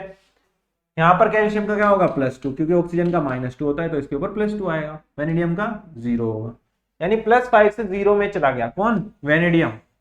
तो क्या हो गया इसका ऑक्सीडेशन नंबर डिक्रीज। यदि ऑक्सीडेशन नंबर डिक्रीज तो क्या हो गया, रिडक्शन हो गया। क्या हो गया, रिडक्शन हो गया। यहां पर 0 से +2 यानी ऑक्सीडेशन नंबर बढ़ गया, बढ़ गया तो क्या हो गया, ऑक्सीडेशन हो गया। क्लियर है? तो एक का रिडक्शन, दूसरे का ऑक्सीडेशन, और ओवरऑल क्या हो रहा है, डिस्प्लेसमेंट हो रहा है, यानी एक पर्टिकुलर एलिमेंट दूसरे पर्टिकुलर एलिमेंट जो कंपाउंड बना रहा है उसमें से उस एलिमेंट को कह रहा है निकलने। तो ये कैल्शियम जो है ऑक्सीजन के साथ जुड़ रहा है और वेनेडियम यहाँ से निकल जा रहा है, तो इसको क्या बोल देंगे, डिस्प्लेसमेंट रिएक्शन कह देंगे। ओवरऑल रेडॉक्स भी हो रही है, डिस्प्लेसमेंट भी हो रहा है, तो क्या कह देंगे, डिस्प्लेसमेंट रेडॉक्स रिएक्शन। क्लियर है बेटा? ऐसे ही अगला एग्जांपल देखें तो क्या है, TiCl4 यानी टाइटेनियम टेट्राक्लोराइड है, साथ में मैग्नीशियम के साथ रिएक्ट कर रहा है, तो क्या बनेगा, MgCl2 बनेगा, और साथ में टाइटेनियम बाहर आ जाएगा। ठीक है, 2 Mg है तो 2 से मल्टीप्लाई कर दिया। यहाँ पर टाइटेनियम का +4, क्योंकि क्लोरीन का -1 है तो ओवरऑल टाइटेनियम पे क्या चला जाएगा, +4 आएगा। मैग्नीशियम का 0, यहाँ पर मैग्नीशियम का +2 होगा क्योंकि क्लोरीन का -1 है, टाइटेनियम का 0 होगा। +4 से 0 यानी ऑक्सीडेशन नंबर क्या हो रहा है, घट रहा है, घट रहा है तो क्या हो रहा है, रिडक्शन। 0 से +2 यानी ऑक्सीडेशन नंबर बढ़ रहा है, बढ़ रहा है तो क्या हो रहा है, ऑक्सीडेशन, यानी एक स्पीसीज ऑक्सीडाइज हो गई, दूसरी रिड्यूस हो गई, तो एक का ऑक्सीडेशन दूसरे का रिडक्शन, तो क्या हो गई, रेडॉक्स रिएक्शन हो गई। और यहाँ पर साथ ही साथ उसके अलावा डिस्प्लेसमेंट भी हो रहा है, तो इसे क्या बोल देंगे, डिस्प्लेसमेंट रेडॉक्स रिएक्शन कह देंगे। क्लियर है बेटा? चलिए आगे बढ़ते हैं। अगला हमारे पास आता है डिस्प्रोपोर्शनेशन रिएक्शन। ये जो रिएक्शन है वो वेरी वेरी इंपॉर्टेंट है, सबसे ज्यादा इंपॉर्टेंट, जितनी भी हमने टाइप की रेडॉक्स रिएक्शन पढ़ी है उसमें सबसे ज्यादा जो इंपॉर्टेंट है वो क्या है, यही वाली रिएक्शन है। क्लियर है बेटा? तो चलिए शुरू करते हैं इसको। तो डिस्प्रोपोर्शनेशन रिएक्शन क्या होती है, disproportionation reaction are those reactions in which एक ही एलिमेंट होगा जिसका ऑक्सीडेशन भी होगा और रिडक्शन भी होगा, यानी in one oxidation state is simultaneously oxidise और रिड्यूस्ड, यानी एक एलिमेंट होगा कोई, उसके कोरस्पॉन्डिंग एक ऑक्सीडेशन नंबर होगा, उसी ऑक्सीडेशन नंबर का ऑक्सीडेशन होगा और उसी ऑक्सीडेशन नंबर का क्या होगा, रिडक्शन होगा। तो इसी तरह की रिएक्शन को हम क्या कह देते हैं कि डिस्प्रोपोर्शनेशन रिएक्शन हो गई।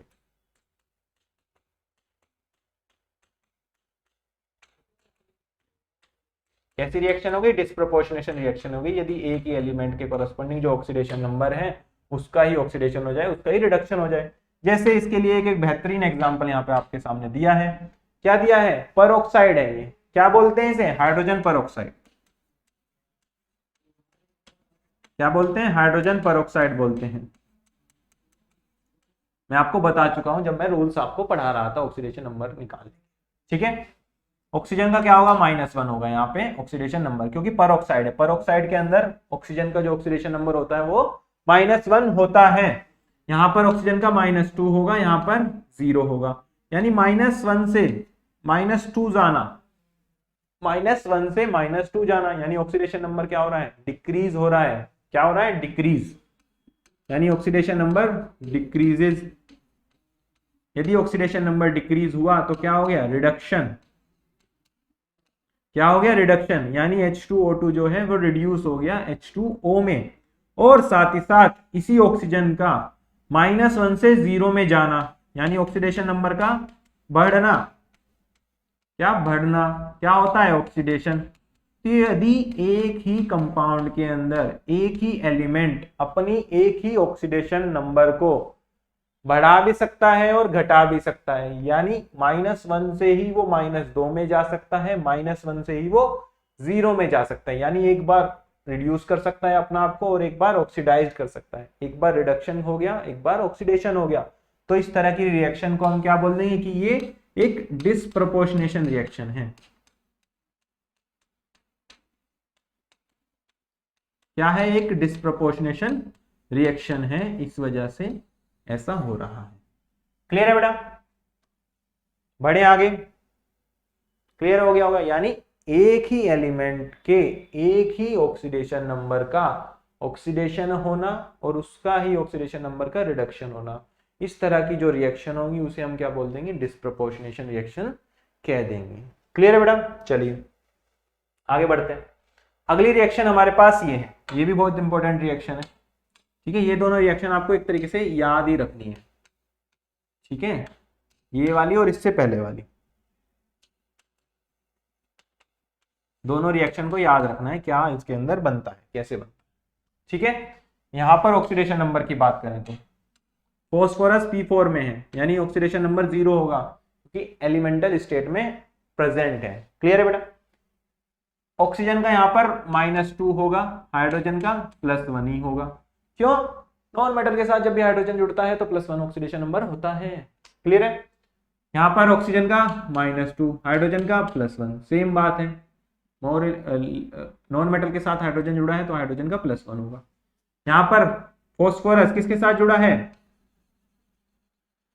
कौन है ये, नॉन मेटल, नॉन मेटल के साथ जुड़ा है तो हाइड्रोजन का क्या होगा, +1, तो x + 3 + 1 = 0, तो x की वैल्यू क्या आ गई, -3। x क्या है, फॉस्फोरस की ऑक्सीडेशन नंबर, तो फॉस्फोरस का ऑक्सीडेशन नंबर क्या आ गया, -3 आ गया। क्या आ गया, -3 आ गया। इसी तरीके से यहाँ पर क्या है, H2P2O- है। क्लियर है। फॉस्फोरस का ऑक्सीडेशन नंबर x हमने मान लिया, हाइड्रोजन है तो 2 × +1 + x +2, ऑक्सीजन का एक का -2 होता है तो 2 × -2। ओवरऑल चार्ज क्या है इस पूरे कंपाउंड पर, -1 है, तो =-1, तो +2 + x - 4 =-1, तो x - 2 =-1, तो x क्या हो गया, -1, ये माइनस का 2 इधर जाकर प्लस का 2 हो जाएगा तो प्लस का 1 हो गया, यानी इसका फॉस्फोरस का +1 ऑक्सीडेशन नंबर हो जाएगा। क्लियर है। यानी यहाँ पर 0 से -3 में गया है, यानी ऑक्सीडेशन नंबर घटा है। ऑक्सीडेशन नंबर घटा है इसका मतलब रिडक्शन हुआ है। क्या हुआ है, रिडक्शन। और यहाँ पर 0 से जो है +1 में गया है, यानी ऑक्सीडेशन नंबर बढ़ा है, तो क्या हुआ है, ऑक्सीडेशन हुआ है। यानी फॉस्फोरस जो है एक ही एलिमेंट है, 0 से ही -3 में गया है और 0 से ही +1 के अंदर गया है। यानी यहाँ पे लिखूं तो फॉस्फोरस जो है वो 0 से -3 में चला गया, यानी क्या हो गया इसका, रिडक्शन। और दूसरी बात, फॉस्फोरस 0 से ही +1 में चला गया तो क्या हो गया, रिडक्शन। तो हम इसे क्या कह देंगे कि एक डिस्प्रोपोर्शनेशन रिएक्शन हो गई। क्लियर है बेटा। तो ध्यान रखना, डिस्प्रोपोर्शनेशन रिएक्शन वो रिएक्शन होती है जिसके अंदर एक ही एलिमेंट अपना ऑक्सीडेशन नंबर बढ़ा भी सके, अपना ऑक्सीडेशन नंबर घटा भी सके, यानी ऑक्सीडेशन भी कर सके अपना और रिडक्शन भी कर सके। ठीक है बेटा, चलिए बच्चों आगे बढ़ते हैं।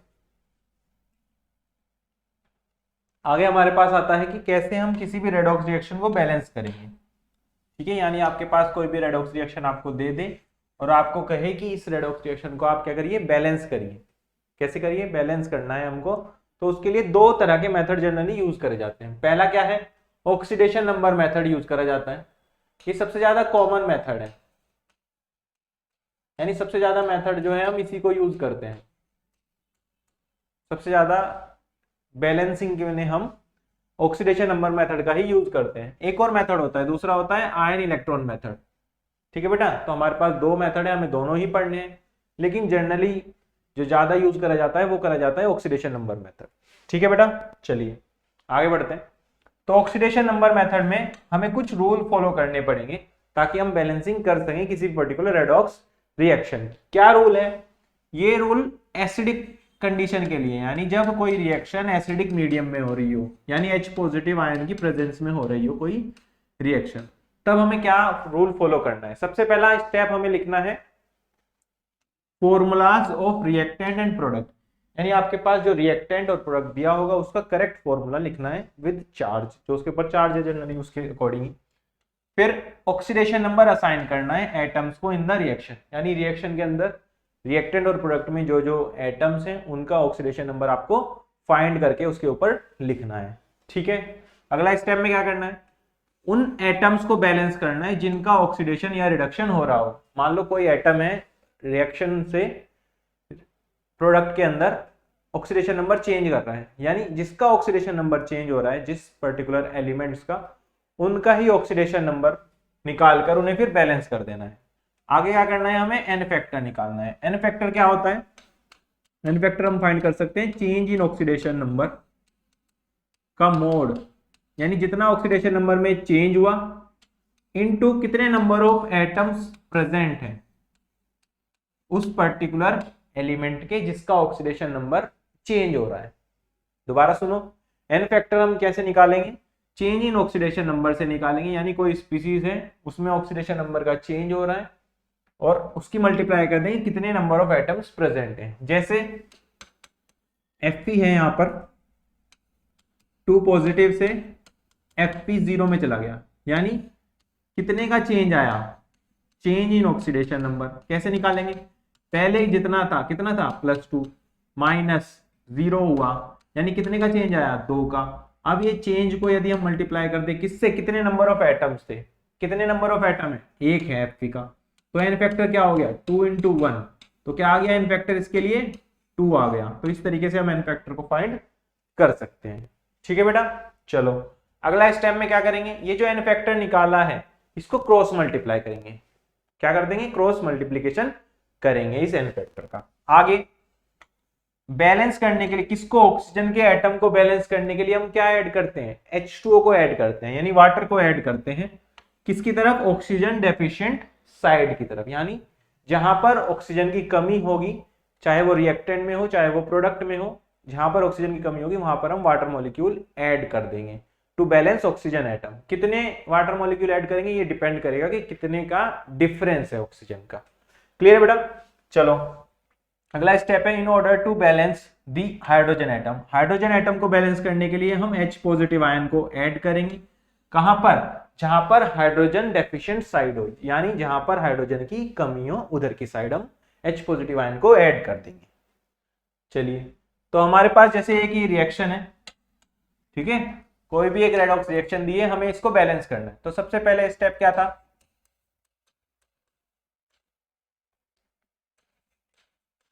Right correct reactants and products.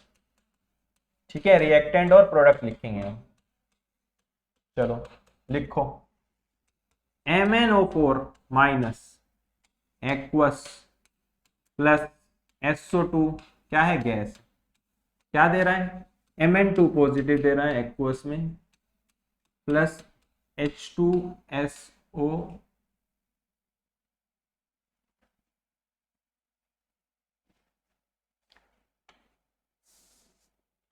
यहाँ पर होगा HSO4 माइनस, ठीक है, ये H2 नहीं होगा, HSO4 माइनस होगा, ये की भी एक्वस, ठीक है बेटा। ये हमने क्या लिख लिया, सबसे पहले रिएक्शन लिख ली। उसके बाद क्या करेंगे, सेकंड स्टेप क्या बताया था, क्या बताया था सेकंड स्टेप की ऑक्सीडेशन नंबर असाइन करेंगे। अब असाइन ऑक्सीडेशन नंबर, तो रिएक्शन लिखो दोबारा, give Mn2 positive plus HSO4 minus, ठीक है, ये एक्वस है, ये एक्वस है, ये क्या है, गैस है, ये भी क्या है, एक्वस है। क्लियर है, ऑक्सीडेशन नंबर निकालना है। अब MnO4 माइनस है, इसके अंदर Mn का ऑक्सीडेशन नंबर क्या होगा, निकालने के लिए क्या मानते हैं, X मानते हैं। तो X प्लस 4 ऑक्सीजन है, एक का -2 होता है, तो 4 का 4 इंटू -2 इजिकल टू -1, क्योंकि ओवरऑल चार्ज -1 है इसके ऊपर, तो x -8 इजिकल टू -1, तो x इजिकल टू क्या आ गया, +8 -1, यानी +7 आ गया। तो ऑक्सीडेशन नंबर Mn का क्या हो गया, +7 हो गया। क्लियर है। यहाँ पर SO2 जो है, इसके अंदर सल्फर की x मान ली, तो x +2 -2 इजिकल टू 0, क्योंकि ओवरऑल न्यूट्रल है, तो x -4 इजिकल टू 0, तो x क्या आ गया, +4 आ गया। तो ऑक्सीडेशन नंबर क्या हो जाएगा इस सल्फर का, +4 हो जाएगा। क्लियर है, इस तरीके से निकाल सकते हो। इसका +2 ही होगा, क्योंकि इसके ऊपर चार्ज जो होता है वही +2 ऑक्सीडेशन नंबर बन जाता है किसी चार्ज स्पीसीज के ऊपर। इसका देखते हैं, HSO4 माइनस है, x मानो सल्फर का, तो हाइड्रोजन का +1, x सल्फर का, +4 ऑक्सीजन है, एक का -2 -1 बराबर में है, तो क्योंकि चार्ज ऊपर -1 है तो इजिकल टू -1, तो 1 + x -8 इजिकल टू -1, तो x इजिकल टू क्या आ जाएगा, +6 आ जाएगा, तो +6 आ गया इसका ऑक्सीडेशन नंबर। क्लियर है, अब ऑक्सीडेशन नंबर हमें पता चल गया। अब तीसरा स्टेप क्या था कि बैलेंस करो एटम को जिनका ऑक्सीडेशन या रिडक्शन हो रहा हो, तो ऑक्सीडेशन नंबर पता चल गया, यानी +7 से +2 गया, यानी ऑक्सीडेशन नंबर क्या हुआ है, डिक्रीज। यदि डिक्रीज हुआ है तो क्या हो रहा है, इसका रिडक्शन हो रहा है, बहुत बढ़िया। यहाँ पर +4 से +6 में गया है, इसका मतलब ऑक्सीडेशन नंबर इंक्रीज हुआ है, तो क्या हुआ इसका ऑक्सीडेशन, और जिसका ऑक्सीडेशन और रिडक्शन हुआ उसके नंबर ऑफ एटम्स को बराबर करना है रिएक्टेंट और प्रोडक्ट में।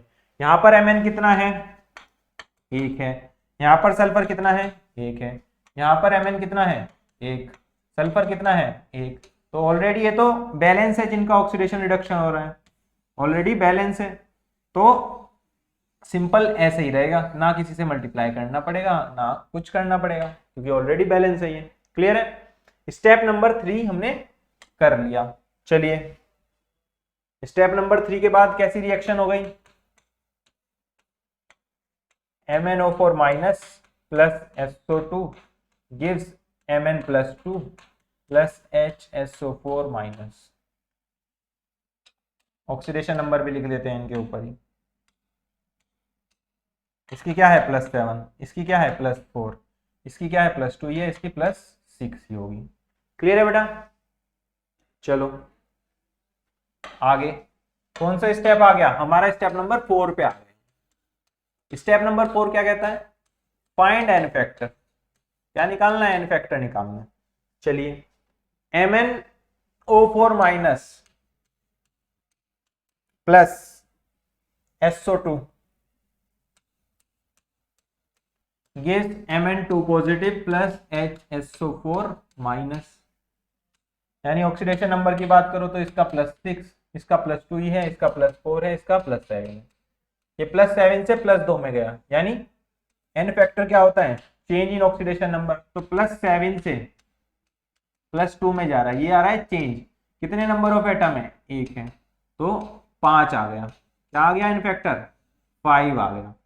क्लियर है बेटा, यहां से ये +4 से +6 में जा रहा है, यानी एन फैक्टर चेंज +4 माइनस +6 का मोड इनटू कितने नंबर ऑफ एटम है, 1, तो एन फैक्टर क्या आ गया, 2 आ गया, क्या आ गया बेटा, 2 आ गया।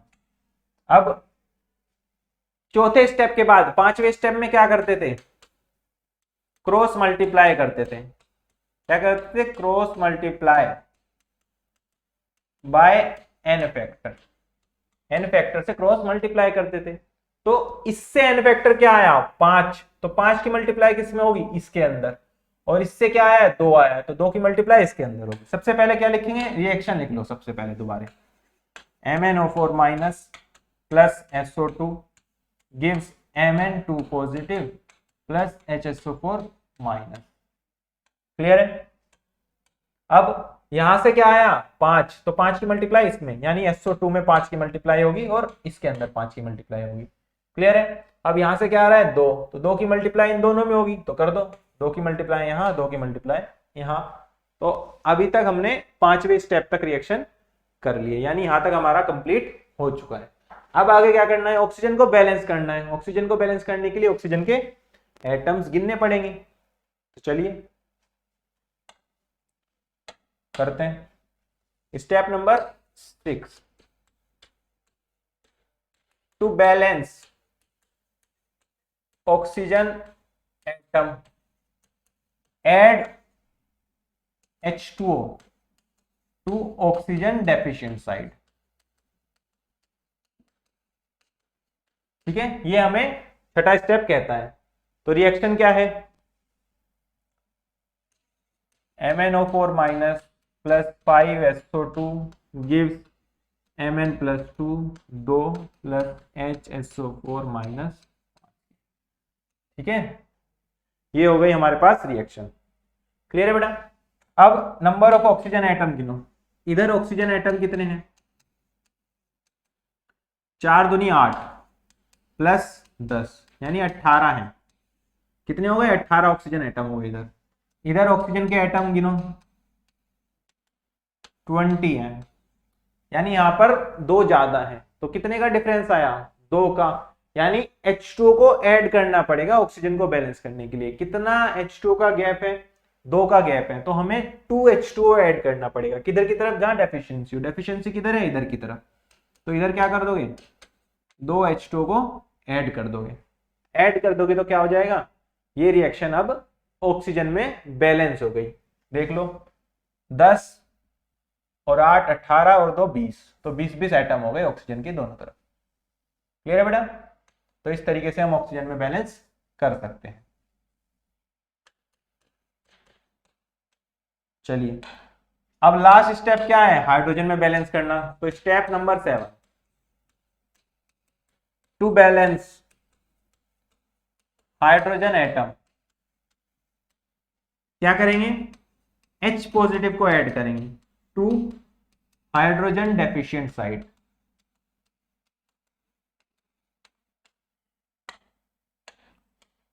निकाल लो, हाइड्रोजन के एटम निकालो। कितने हैं इधर की तरफ, 4 है। इधर हाइड्रोजन के एटम कितने हैं, 5। हाइड्रोजन की डेफिशिएंसी किधर है, इधर की तरफ। किधर की तरफ है, इधर की तरफ। तो H पॉजिटिव किधर ऐड करोगे, जहां डेफिशिएंसी है, यानी H पॉजिटिव भी इधर ही ऐड करना पड़ेगा। चलो करो, MnO4 minus plus 5SO2 plus 2H2O plus H positive gives 2Mn2 positive plus 5SO4 minus. तो ये क्या हो गई, अभी रिबैलेंस्ड रिएक्शन हो गई। क्या हो गई, बैलेंस्ड हो गई।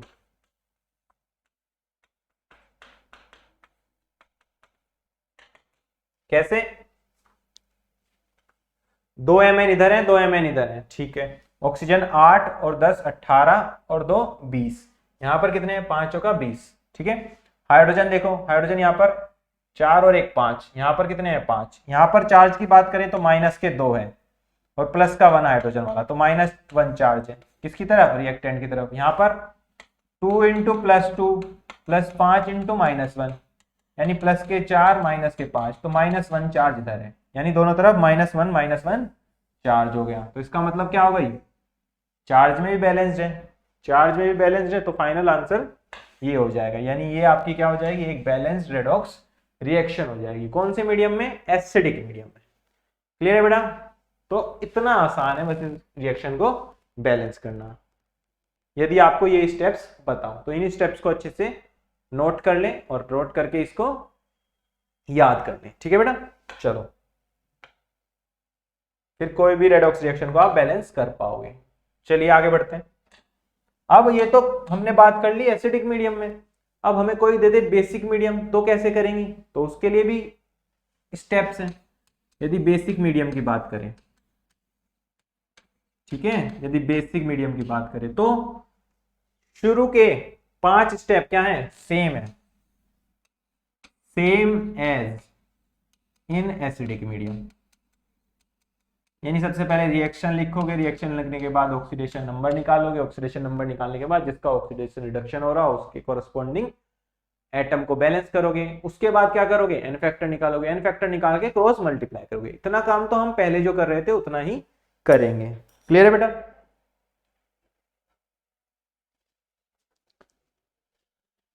लेकिन अगले स्टेप में in order to balance the oxygen atom, oxygen atom को बैलेंस करने के लिए हम H2O के मॉलिक्यूल को ऐड कर देंगे। कहां? ऑक्सीजन रिच साइड में।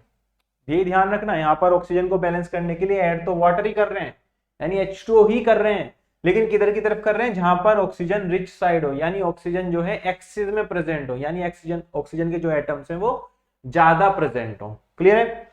अगले स्टेप में क्या करेंगे? हाइड्रोजन को बैलेंस करने के लिए यहां पर OH माइनस को ऐड करते हैं। किधर? जहां पर हाइड्रोजन की कमी हो उधर की साइड। क्लियर है बेटा? चलिए इसको भी एक रिएक्शन से समझ लेते हैं। हमारे पास ये रिएक्शन है। सबसे पहला स्टेप क्या होता है? रिएक्शन को ढंग से लिखना। चलो लिख लिया रिएक्शन को बहुत बढ़िया से।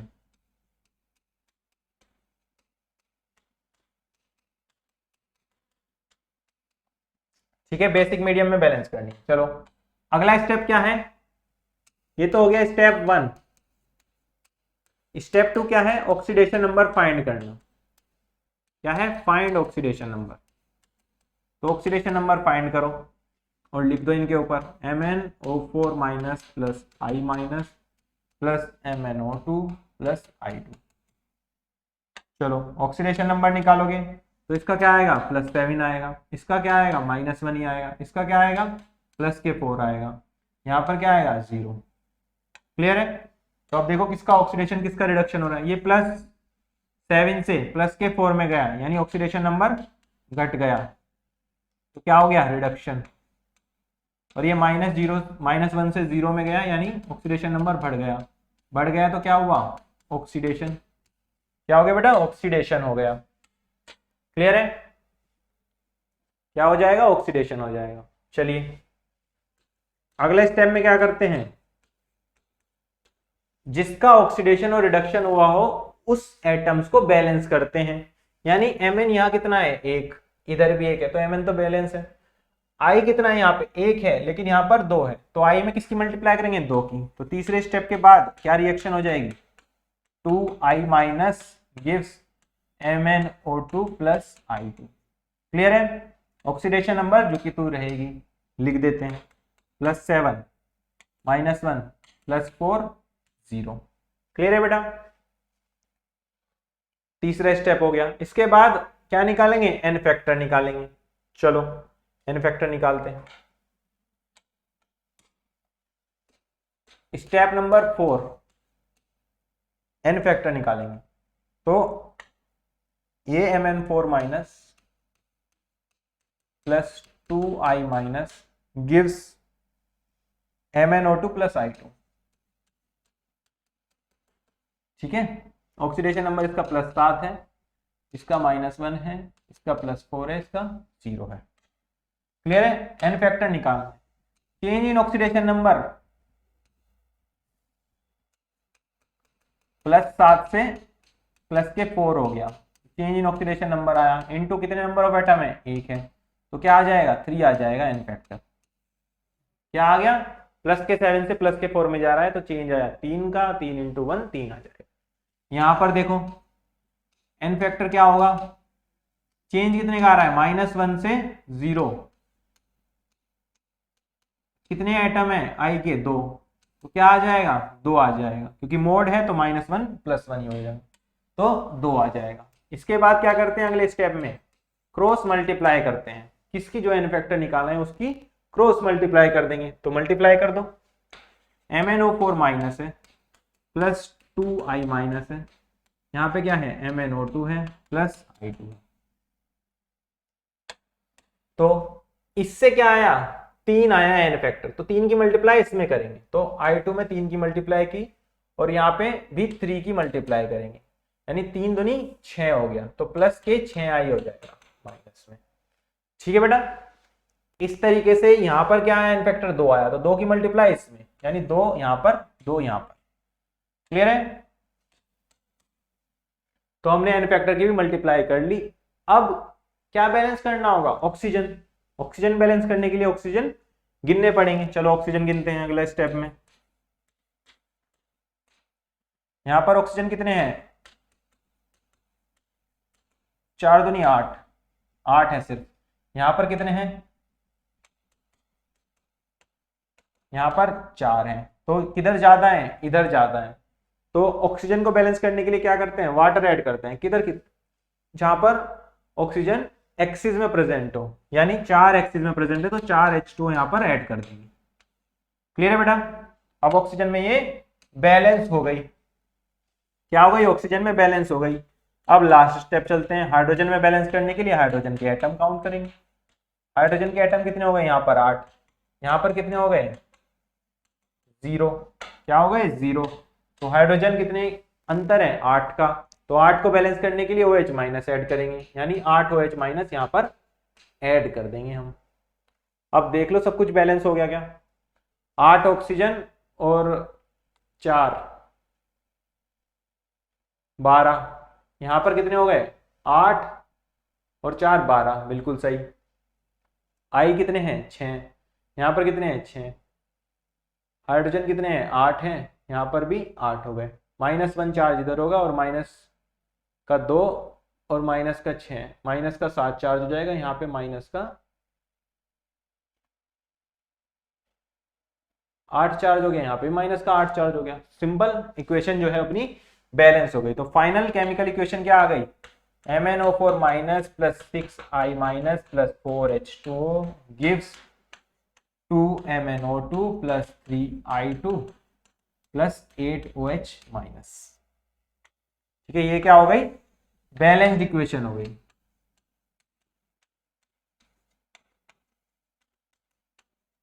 ठीक है, इतने सिंपल तरीके से आप रेडॉक्स रिएक्शन को बैलेंस कर सकते हो। क्लियर है बेटा? चलिए बढ़ते हैं आगे। अगला मेथड हमारे पास है आयन इलेक्ट्रॉन मेथड। इसको भी देख लेते हैं कैसे इसमें बैलेंसिंग करते हैं। तो सबसे पहले इसमें क्या करते हैं, इसमें भी इक्वेशन को लिखते हैं।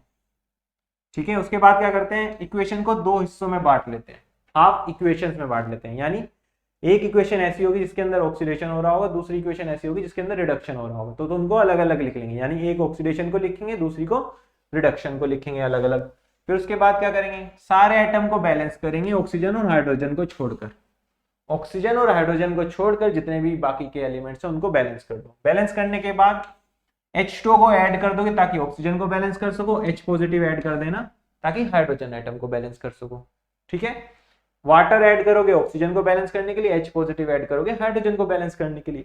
इतना सब करने के बाद अब इलेक्ट्रॉन्स ऐड करने पड़ेंगे हाफ सेल में रिएक्शन में, ताकि चार्ज बैलेंस कर सको। भाई चार्ज भी तो बैलेंस होनी चाहिए। ओवरऑल बैलेंसिंग का मतलब क्या है कि नंबर ऑफ एटम्स भी बैलेंस हैं, यानी बराबर है रिएक्टेंट और प्रोडक्ट में, और साथ ही साथ चार्ज भी दोनों तरफ बराबर होना चाहिए। अगला क्या करेंगे, लास्ट में दोनों को ऐड कर देंगे और हमें ओवरऑल रिएक्शन मिल जाएगी, जिसके अंदर इलेक्ट्रॉन्स को हम काट देंगे दोनों साइड से, और जिसकी मदद से हमें नेट आयनिक इक्वेशन मिल जाएगी, यानी नेट रेडॉक्स रिएक्शन मिल जाएगी।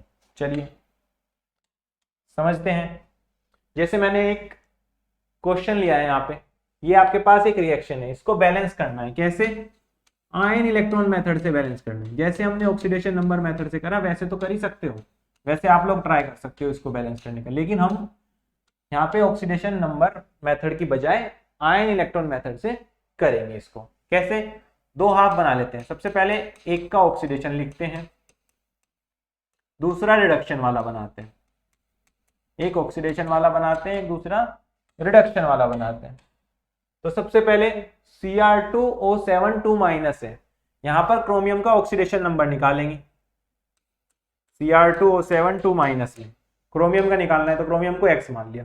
कितने क्रोमियम हो गए, 2x प्लस 7, ऑक्सीजन का -2 इजिकल टू -2, तो 2x माइनस 14 इजिकल टू -2, यानी 2x इजिकल टू प्लस के 12, तो x इजिकल टू क्या आ गया, प्लस के 6 आ गया। तो क्या हो गया इसका ऑक्सीडेशन नंबर +6 हो गया। यहाँ पर क्या हो जाएगा सल्फर का +4 हो जाएगा, +3। यहाँ पर SO4 2 माइनस में सल्फर का निकालना है तो मान लिया x +4 ऑक्सीजन का -2 इजिकल टू -2, क्योंकि चार्ज -2 है, SO4 2 माइनस है इसलिए, तो x -8 इजिकल टू -2, तो x इजिकल टू +8 -2, तो क्या आ गया +6 आ गया, यानी सल्फर का ऑक्सीडेशन नंबर +6 हो जाएगा। ठीक है बेटा, इस तरीके से आप ऑक्सीडेशन नंबर निकाल सकते हो। अब मुझे ये बताओ कि +6 से +3 में जा रहा है, यानी ऑक्सीडेशन नंबर क्या हो रहा है, घट रहा है। और जब भी ऑक्सीडेशन नंबर घटता है तो उसे क्या बोलते हैं, रिडक्शन। तो रिडक्शन वाली कौन सी रिएक्शन हो गई, Cr2O7 2- aqueous gives Cr3 positive, ये वाली क्या हो गई, रिडक्शन हो गई। ऑक्सीडेशन क्या हो गया, SO2 गैस जो है SO4 2- aqueous बन गई, ये क्या हो गया, ऑक्सीडेशन। क्लियर है, क्योंकि ऑक्सीडेशन मतलब ऑक्सीडेशन नंबर का बढ़ना, रिडक्शन मतलब ऑक्सीडेशन नंबर का घटना। अब अगले स्टेप में क्या करते हैं, हमने 2 इक्वल हाफ में इसके बांट लिया, ठीक है, ऑक्सीजन और हाइड्रोजन को छोड़ के बाकी सबको बैलेंस करेंगे। सल्फर कितना है, 1 है, सल्फर यहाँ पर 1 है, बिल्कुल बैलेंस्ड है। क्रोमियम यहाँ पर 2 है, यहाँ पर कितना है 1, तो 2 से मल्टीप्लाई खुद से कर दो ताकि बैलेंस हो जाए क्रोमियम में। ठीक है, ऑक्सीजन और हाइड्रोजन को बैलेंस अभी नहीं करना है। अब इसके बाद क्या करते हैं, ऑक्सीजन को बैलेंस करते हैं। ऑक्सीजन को बैलेंस करने के लिए क्या ऐड करेंगे, वाटर को ऐड करेंगे। ठीक है, to balance oxygen add H2O, चलो करते हैं। SO2 माइनस SO4 2-, यहां पर कितने ऑक्सीजन है, 4, यहां पर कितने हैं, 2, तो ऑक्सीजन को बैलेंस करना है तो यहां पर 2H2O ऐड कर दिया। क्या 2H2O ऐड कर सकता हूं, हाँ बिल्कुल कर सकता हूं, तभी तो 2 ऑक्सीजन 4 ऑक्सीजन इधर हो जाएंगे और 4 इधर ऑलरेडी प्रेजेंट है। ठीक है, और हाइड्रोजन को बैलेंस करने के लिए क्या करेंगे, H पॉजिटिव ऐड करेंगे। कितने हाइड्रोजन यहाँ पर, 4, तो क्या करूं यहाँ पर 4H पॉजिटिव को ऐड कर दूं, तो हाइड्रोजन में भी बैलेंस हो गई। इसका मतलब ये जो रिएक्शन है अब एटम्स में बैलेंस हो गई। कौन सी रिएक्शन, ऑक्सीडेशन वाली। अब चलते हैं रिडक्शन वाली पे। रिडक्शन वाली में Cr2O7 2-, क्या दे रहा है, Cr3 पॉजिटिव दे रहा है। अब ऑक्सीजन यहां पर कितने हैं, 7, यहां पर कितने हैं, 0, तो यहां पर 7H2O ऐड कर दूं। क्या 7H2O ऐड कर दूं, कर दो भाई, जब भी तो बैलेंस होगी। तो 7H2O ऐड कर दी, यहां पर 7 ऑक्सीजन हो गए, यहां पर भी 7 ऑक्सीजन है। हाइड्रोजन कितने हो गए, यहाँ पर 7 दूनी 14, यानी 14 हाइड्रोजन हो गए, तो यहाँ पे 14H पॉजिटिव से भी ऐड करना पड़ेगा इसको। क्लियर है। अब ये जो रिएक्शंस है हमारे पास, ऑक्सीडेशन और रिडक्शन, दोनों में कैसे बैलेंस हो गई, एटम्स में बैलेंस हो गई। क्या हो गई, एटम्स में बैलेंस हो गई। अब एटम में बैलेंस हो चुकी हैं तो अब क्या करेंगे, चार्ज को बैलेंस करेंगे। चार्ज को बैलेंस करने के लिए ऑक्सीडेशन वाले में, इस वाले में लेफ्ट साइड क्या चार्ज है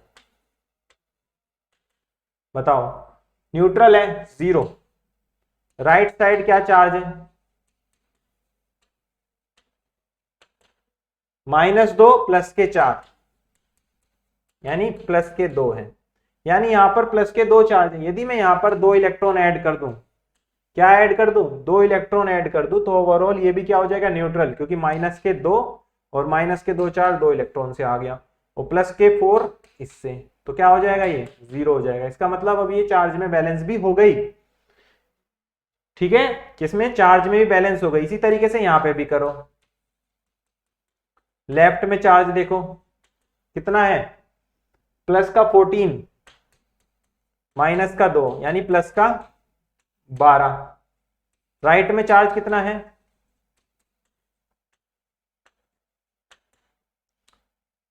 3 दूनी 6, यानी प्लस का 6, तो चार्ज इधर ज्यादा है, प्लस का 12 है, तो यहां पर क्या करूंगा, 6 इलेक्ट्रॉन ऐड कर दूंगा। भाई 12 प्लस के हैं और 6 माइनस ऐड कर दे, तभी तो +6 रहेगा, और राइट में +6 है, तभी तो बैलेंस होगी ये रिएक्शन, तो बैलेंस हो गई। अब इन्हें करना है ऐड, इस तरीके से कि जो ये इलेक्ट्रॉन हमने ऐड करें ये आपस में कट जाएं। अब इन्हें हमें करना है ऐड, इस तरीके से ऐड करेंगे ताकि जो इलेक्ट्रॉन जो हमने दोनों तरफ बैलेंस करे हैं वो कैंसिल हो जाएं। तो वे कैंसिल होने के लिए मैं क्या करूं, यदि मैं ऊपर वाली रिएक्शन को ओवरऑल किससे मल्टीप्लाई कर दूं, 3 से, मल्टीप्लाई बाय 3। यदि मैं 3 से मल्टीप्लाई कर दूं तो यहां पर कितने हो जाएंगे, 6 इलेक्ट्रॉन हो जाएंगे, और 6 इलेक्ट्रॉन इधर प्रेजेंट है तो 6 से 6 कट जाएगा। ठीक है, चलो ऐड करते हैं इनको मल्टीप्लाई कर, यानी ये कितना हो जाएगा 6H2O प्लस 3SO2 प्लस नीचे वाला तो जू का तो ऐड होना है Cr2O7 2 माइनस प्लस के 14H positive plus 2 electron. Right side में चलते हैं, राइट साइड में क्या है SO4 2 माइनस, 3 से मल्टीप्लाई करा है तो 3 SO4 2 minus plus 4H positive, 4 into 3 12H positive आ जाएंगे, उधर क्या आ जाएंगे 12H पॉजिटिव। क्लियर है बेटा, पीछे चलते हैं दोबारा, 2 इलेक्ट्रॉन है, 3 से मल्टीप्लाई करा तो कितने हो गए 6 इलेक्ट्रॉन हो गए। क्लियर है, चलो नीचे वाले में 2Cr3 पॉजिटिव और 7H2O, 2Cr3 positive plus 7H2O। Clear है, अब देखो क्या क्या कैंसिल हो रहा है, जिसे सिंपल मैथ्स में करते हैं ना उस तरीके से। यहाँ पे 6H2O है, क्या है 6H2 है, तो उधर ले जाओ इन्हें, यानी Cr2O7 2 माइनस को जुका तो लिखा मैंने, 3SO2 का जुका तो लिखा, प्लस ठीक है यहाँ पर भी ऐसे 2Cr3 positive plus 3SO4 2 minus. ये कैसा है यहाँ पे प्लस में, उधर जाकर माइनस में, यानी 7H2O को माइनस में ले गए 6H2O, ये वाला इधर जाकर माइनस में हो गया। क्लियर है, यहाँ पर 14H पॉजिटिव है, कितना है 14H पॉजिटिव,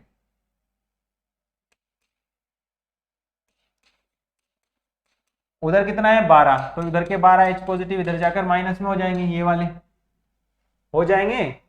ठीक है, इधर क्या था, ये था 6 इलेक्ट्रॉन, यहां से ये 6 इलेक्ट्रॉन कैंसिल हो गए, तो अब इसे घटा दो, Cr2O7 2 minus plus 3SO2 plus 14 minus 2 12 2H positive gives 2Cr3 positive plus 3SO4 2 minus, 7 में से 6 जाएगा तो 1 आएगा, यानी 1H2 हो गया। तो ये क्या हो गई, अब हमारे पास बैलेंस्ड इक्वेशन हो गई, क्या हो गई बैलेंस्ड रेडॉक्स इक्वेशन हो गई।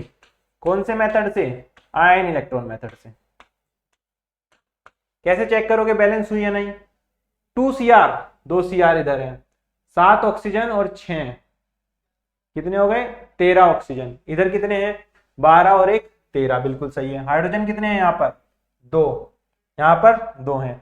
सल्फर कितने हैं 3 है, यहाँ पर भी 3 है। यहाँ पर चार्ज क्या है 2 माइनस प्लस 2, यानी 0 चार्ज। इधर कितना है प्लस के 6 माइनस के 6, तो 0 है। इसका मतलब बैलेंस्ड हो गई, ये चार्ज में भी एटम में भी। अगर ऐसा हो जाए तो हम उसे क्या कहते हैं कि वो एक बैलेंस्ड रेडॉक्स रिएक्शन है। क्लियर है बेटा, तो यहां तक जो है हमने कंप्लीट कर लिया है अपना बैलेंसिंग का पार्ट। यानी हमने सबसे पहले ऑक्सीडेशन नंबर निकालना पता करा, फिर हमने देखा ऑक्सीडेशन रिडक्शन क्या होते हैं, फिर हमने देखा रेडॉक्स रिएक्शन क्या होती है, फिर देखा टाइप्स ऑफ रेडॉक्स रिएक्शन, उसके बाद हमने बैलेंसिंग ऑफ रेडॉक्स रिएक्शन की तरफ आए। अब इसमें आखिरी पोर्शन आता है, वो पोर्शन होता है redox reaction in electrode process. ठीक है, इसके अंदर हमें क्या पढ़ना है, एक इलेक्ट्रोकेमिकल सेल होती है। क्या होती है इलेक्ट्रोकेमिकल सेल, या उसे वोल्टेक सेल या गैल्वेनिक सेल भी बोल देते हैं। एक ऐसी सेल होती है जिसके अंदर हम कोई केमिकल रिएक्शन कराएंगे। क्या कराएंगे, कोई केमिकल रिएक्शन कराएंगे, और उससे जो एनर्जी मिलेगी उससे हम इलेक्ट्रिकल अप्लायंसेस को जला सकते हैं। यानी कोई हम कराएंगे रिएक्शन, उससे जो भी एनर्जी बनेगी उसे हम इलेक्ट्रिकल एनर्जी में कन्वर्ट करके बल्ब वगैरह का जलाने का यूज कर सकते हैं। तो इस तरह की रिएक्शन को क्या बोलते हैं, इलेक्ट्रोकेमिकल रिएक्शन। क्या बोल देते हैं, इलेक्ट्रोकेमिकल रिएक्शन या इलेक्ट्रोकेमिकल सेल। होगा क्या इसमें, केमिकल एनर्जी जो है कन्वर्ट होगी, यानी केमिकल एनर्जी यानी कोई रिएक्शन से जो एनर्जी प्रोड्यूस हुई है उसे हम कन्वर्ट करेंगे किसके अंदर, इलेक्ट्रिकल एनर्जी के अंदर। इसके अंदर इलेक्ट्रिकल एनर्जी के अंदर। क्लियर है? अब कैसे करते हैं तो उसका सेटअप जान लेते हैं। इसके अंदर हम क्या करते हैं,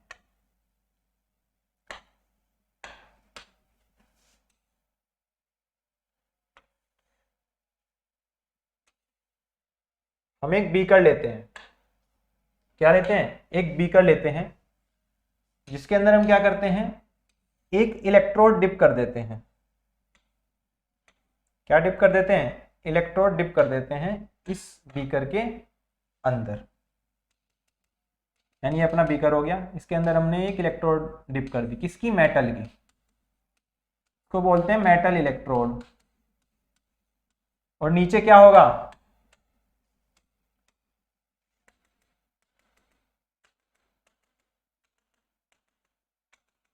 इस मेटल का ही कॉरस्पॉन्डिंग साल्ट होगा। जो ये मेटल M है इसके कॉरस्पॉन्डिंग ही मेटल का सॉल्ट होगा। ठीक है, M मेटल का ही सॉल्ट होगा। जब इसके अंदर आप डिप करोगे इसको तो एक पोटेंशियल डिफरेंस डेवलप होता है। कहां? इसकी लेयर पर, यानी एक पोटेंशियल डिफरेंस डेवलप होगा।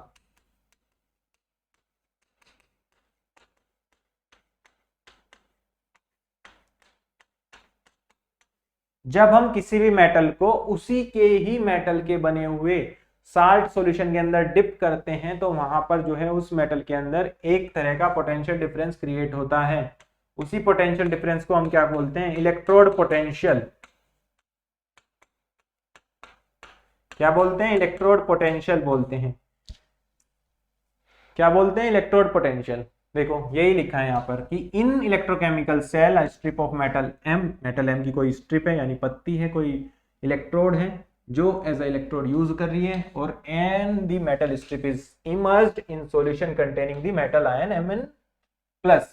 जैसे मान लो कि यदि हमारे पास मेटल इलेक्ट्रोड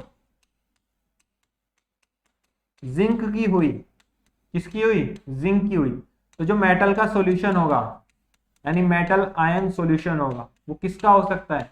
वो ZnSO4 का हो सकता है, ताकि इसके अंदर Zn2 पॉजिटिव आयन हमें मिल जाए। ठीक है बेटा? और जो कॉम्बिनेशन होगा इन दोनों का, इसे हम क्या कहेंगे? एक हाफ सेल कह देंगे।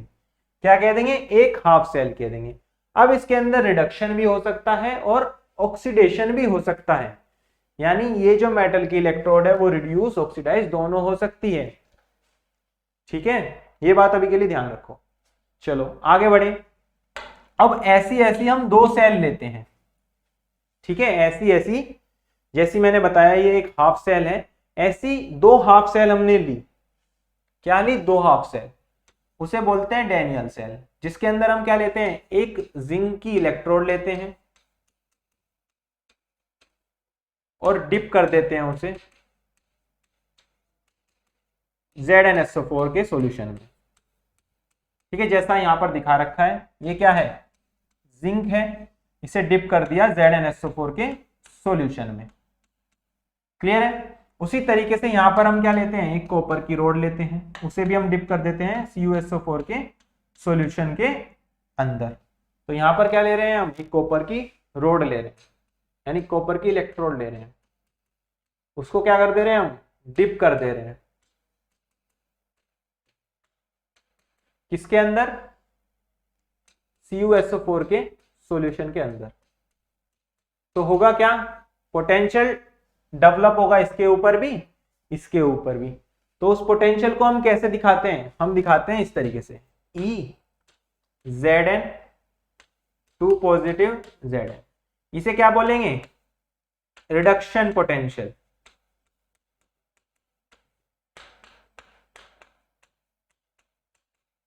क्या बोलते हैं? रिडक्शन पोटेंशियल बोलते हैं। इसी तरीके से इसके कॉरस्पॉन्डिंग में क्या होगा? एक पोटेंशियल डेवलप होगा जिसे हम क्या कह देंगे? Reduction potential.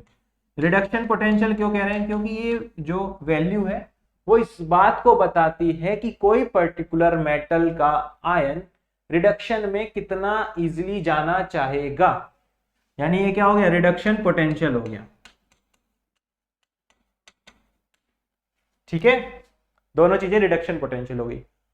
अब आपके दिमाग में ये आ रहा होगा कि किसका ऑक्सीडेशन होगा, किसका रिडक्शन होगा, क्योंकि अभी इस चैप्टर के अंदर हम किसकी बात कर रहे हैं, ऑक्सीडेशन रिडक्शन की बात कर रहे हैं।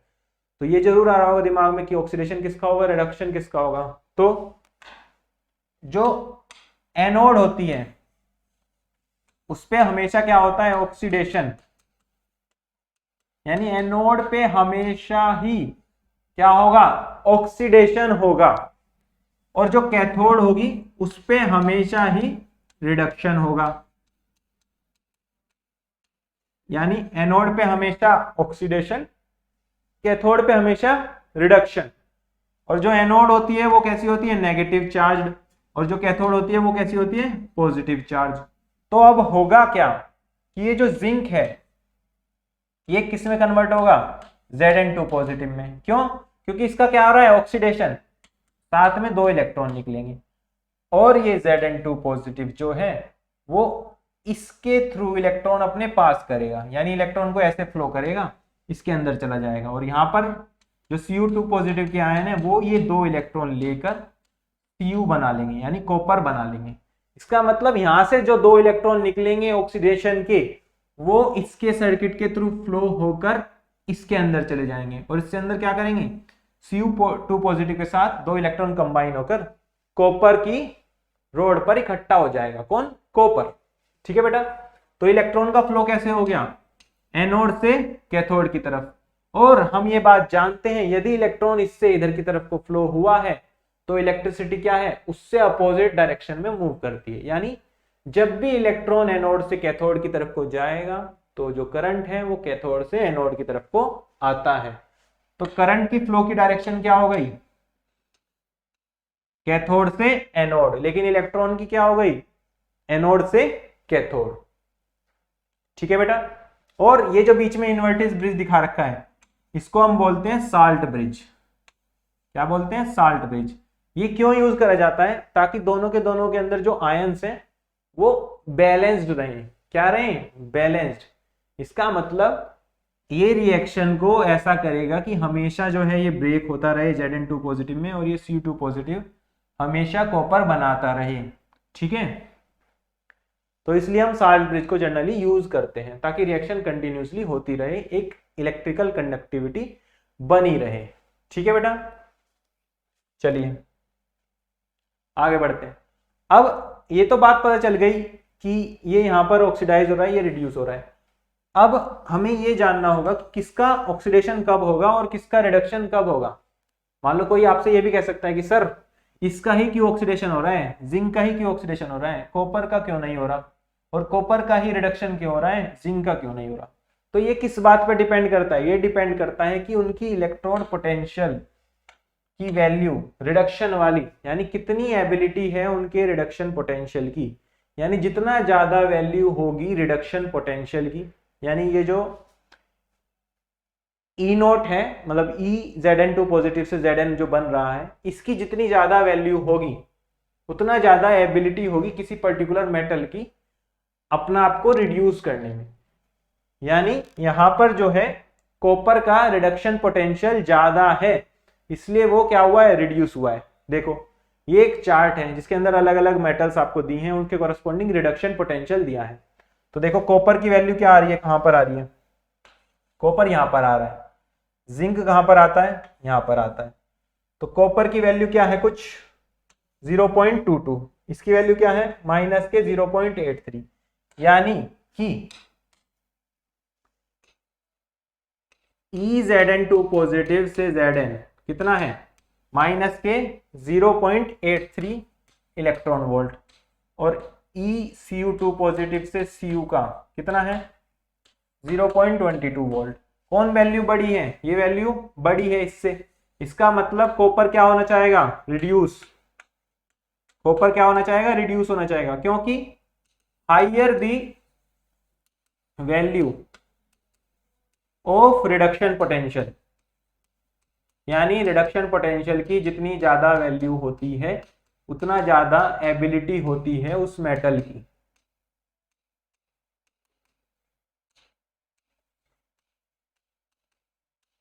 टू गेट रिड्यूस्ड, यानी रिड्यूस होने की उतनी ज्यादा उसकी एबिलिटी होगी। ये बात बहुत ध्यान रखें कि higher the value of reduction potential more ability of metal to get reduce. यानी यहाँ पर कॉपर जो है रिडक्शन इसलिए ही कर रहा है क्योंकि इसका इलेक्ट्रोड रिडक्शन पोटेंशियल ज्यादा है। यदि हम कॉपर के साथ ले लेते हैं यहाँ पर Ag, जैसे सिल्वर ले लिया, तो अब सिल्वर का रिडक्शन पोटेंशियल ज्यादा हो गया, तो सिल्वर क्या चाहेगा कि वो रिड्यूस हो जाए, यानी इलेक्ट्रॉन वो खुद लेना चाहेगा और कॉपर का क्या करा देगा, ऑक्सीडेशन। यदि खुद का रिडक्शन कराएगा, दूसरे का ऑक्सीडेशन हो रहा है, तो क्या कहते हैं इसे, ऑक्सीडाइजिंग नेचर। यानी ऊपर से नीचे से ऊपर जाने पर क्या होगा, ऑक्सीडाइजिंग एजेंट की नेचर भी बढ़ जाएगी और रिडक्शन भी ज्यादा होगा। यानी रिडक्शन की एबिलिटी ऊपर ज्यादा होगी और ऑक्सीडाइजिंग एजेंट की नेचर भी ऊपर ही बढ़ती चली जाएगी। यानी सबसे अच्छा F2 होगा ऑक्सीडाइजिंग एजेंट और सबसे कम क्या होगा, लिथियम। ठीक है बेटा, यानी लिथियम जो है सबसे पुअर ऑक्सीडाइजिंग एजेंट हो गया इस टेबल के मुताबिक, और F2 क्या हो गया, सबसे हाईएस्ट या स्ट्रॉन्गेस्ट ऑक्सीडाइजिंग एजेंट हो जाएगा। क्लियर है बेटा, चलिए आगे बढ़ते हैं। अगली बात हमारे पास आती है यहाँ पर साल्ट ब्रिज को तो जान लें कि साल्ट ब्रिज होता क्या है। तो साल्ट ब्रिज क्या होता है, द साल्ट ब्रिज एक यू शेप्ड का जो हमने दिखाया है अभी, उसके अंदर एक जेल परमेटेड होता है जिसके अंदर एक सॉल्यूशन होता है, किसका, Na2SO4 का हो सकता है या KCl का भी सॉल्यूशन उसके अंदर मिल जाता है। और ये जो सॉल्यूशन है वो रिएक्ट नहीं करेंगे, ना तो खुद के साथ ना ऑक्सीडाइज होंगे ना रिड्यूस होंगे, यानी इनका ना ऑक्सीडेशन होगा ना रिडक्शन होगा इन पर्टिकुलर आयंस का जो किसके अंदर भरे हैं, साल्ट ब्रिज के अंदर भरे हैं। ठीक है, लेकिन ये हेल्प करेंगे to complete the electrical circuit, electrical circuit को कंप्लीट करने में और साथ ही साथ इलेक्ट्रिकल न्यूट्रलिटी मेंटेन करने में, ताकि दोनों के दोनों कंपोनेंट्स में न्यूट्रलिटी बनी रहे। यानी ऐसा ना हो कि एक तरफ सिर्फ पॉजिटिव पॉजिटिव बहुत ज्यादा इकट्ठा हो जाए, इकट्ठा हो जाएगा तो रिएक्शन रुक जाएगी। क्लियर है बेटा, तो इसके बारे में सिर्फ हमें रेडॉक्स रिएक्शन के अंदर इतना पढ़ना है, बाकी इसके बारे में हम डिटेल में जो है क्लास 12th में एक इलेक्ट्रोकेमिस्ट्री नाम का चैप्टर होता है, उसके अंदर बहुत ज्यादा डिटेल में इसके बारे में हम डिस्कस करते हैं। ठीक है बेटा, चलिए आगे बढ़ते हैं। अब देखो हमारे पास ऐसे एक क्वेश्चन आ सकता है, क्या कह रहा है question, given the standard electrode potential, आपके पास कुछ इलेक्ट्रोड पोटेंशियल गिवन है। ठीक है, जैसे K पॉजिटिव, K का कितना दिया है, -2.93 इलेक्ट्रॉन वोल्ट। ठीक है, अगला क्या है, Ag पॉजिटिव, Ag 0.80 वोल्ट। अगला क्या है, Ag2 पॉजिटिव से Ag बनना 0.79 वोल्ट। अगला क्या है, Mg2 पॉजिटिव से Mg बनना यानी -2.37 वोल्ट। और अगला क्या है, क्रोमियम 3 पॉजिटिव से क्रोमियम का बनना यानी -0.74 वोल्ट। क्लियर है, ये हमारे पास क्या आ गए, स्टैंडर्ड इलेक्ट्रोड पोटेंशियल्स आ गए। अब हमें क्या बताना है, arrange these metals, in metals को अरेंज करिए, यानी बढ़ते हुए क्रम में लगाइए, किसके, रिड्यूसिंग पावर के। अब रिड्यूसिंग पावर क्या होता है कि दूसरे का रिडक्शन करे, दूसरे का रिडक्शन कब करेगा, जब यह खुद का ऑक्सीडेशन करेगा। तो खुद का ऑक्सीडेशन करना यानी सेल्फ ऑक्सीडेशन। तो यदि हम ये बता दें कि किसका रिडक्शन पोटेंशियल कम है, क्या है, लोअर द रिडक्शन पोटेंशियल,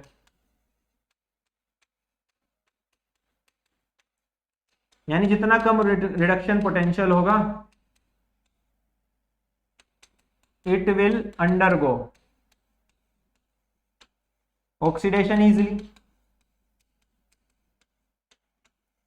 समझे कि नहीं, देखो जब हम ये कह रहे हैं कि जितना ज्यादा रिडक्शन पोटेंशियल होगा उतना ज्यादा एबिलिटी होगी किसी पर्टिकुलर मेटल की कि उसका रिडक्शन हो, लेकिन यदि रिडक्शन पोटेंशियल बहुत कम हो तो उसकी ज्यादा चांस होगी ना कि उसका ऑक्सीडेशन हो। भाई रिडक्शन तब होगा जब रिडक्शन पोटेंशियल बहुत हाई होगा, यदि रिडक्शन पोटेंशियल कम होगा तो रिडक्शन की एबिलिटी कम होगी।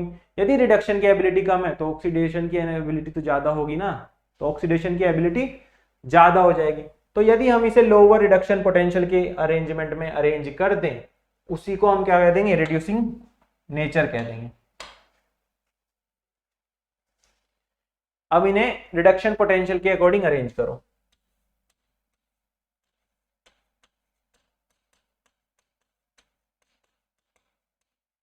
ठीक है, रिडक्शन पोटेंशियल के इंक्रीजिंग ऑर्डर में लगाते हैं। सबसे पहले क्या आएगा, जिसका सबसे कम रिडक्शन पोटेंशियल, सबसे कम किसका है, के पॉजिटिव से के का, उससे ज्यादा किसका है, Mg2 पॉजिटिव का, उससे ज्यादा रिडक्शन पोटेंशियल किसका है, Cr3 पॉजिटिव का, उससे ज्यादा किसका है, Hg का, और सबसे ज्यादा किसका है, Ag पॉजिटिव Ag का। यानी ऐसे इनका रिडक्शन होना ज्यादा होता है, यानी K पॉजिटिव से ज्यादा जल्दी Mg2 पॉजिटिव का रिडक्शन होगा, उससे जल्दी क्रोमियम 3 पॉजिटिव का होगा, उससे जल्दी Hg2 पॉजिटिव का होगा, उससे जल्दी Ag पॉजिटिव का होगा। तभी ये रिडक्शन इस तरीके से हो रहा है। तो ऑक्सीडेशन कैसे होगा, उल्टा। कैसे होगा, उल्टा। तो ऑक्सीडेशन उल्टा, जितना ज्यादा उतना ज्यादा रिड्यूसिंग पावर। तो रिड्यूसिंग पावर का क्या हो जाएगा अब, ऑर्डर कि सबसे ज्यादा K पॉजिटिव K, फिर Mg2 पॉजिटिव Mg, फिर Cr3 पॉजिटिव Cr, फिर Hg2 पॉजिटिव Hg, फिर Ag पॉजिटिव Ag। क्लियर है। तो ये फाइनल ऑर्डर हो जाएगा किसका, रिड्यूसिंग पावर का। किसका, रिड्यूसिंग पावर का। तो चलिए मिलते हैं अगले वीडियो में। लेकिन यदि आपने बाकी चैप्टर्स का वन शॉट नहीं देखा है तो जरूर उसको भी कंप्लीट कर लें, और साथ ही साथ माइंड मैप भी देखते रहें ताकि आपको बेहतरीन तरीके से रिवीजन हो सके। चलिए मिलते हैं अगले वन शॉट में, तब तक के लिए अपना ध्यान रखें और अच्छे से पढ़ते रहें।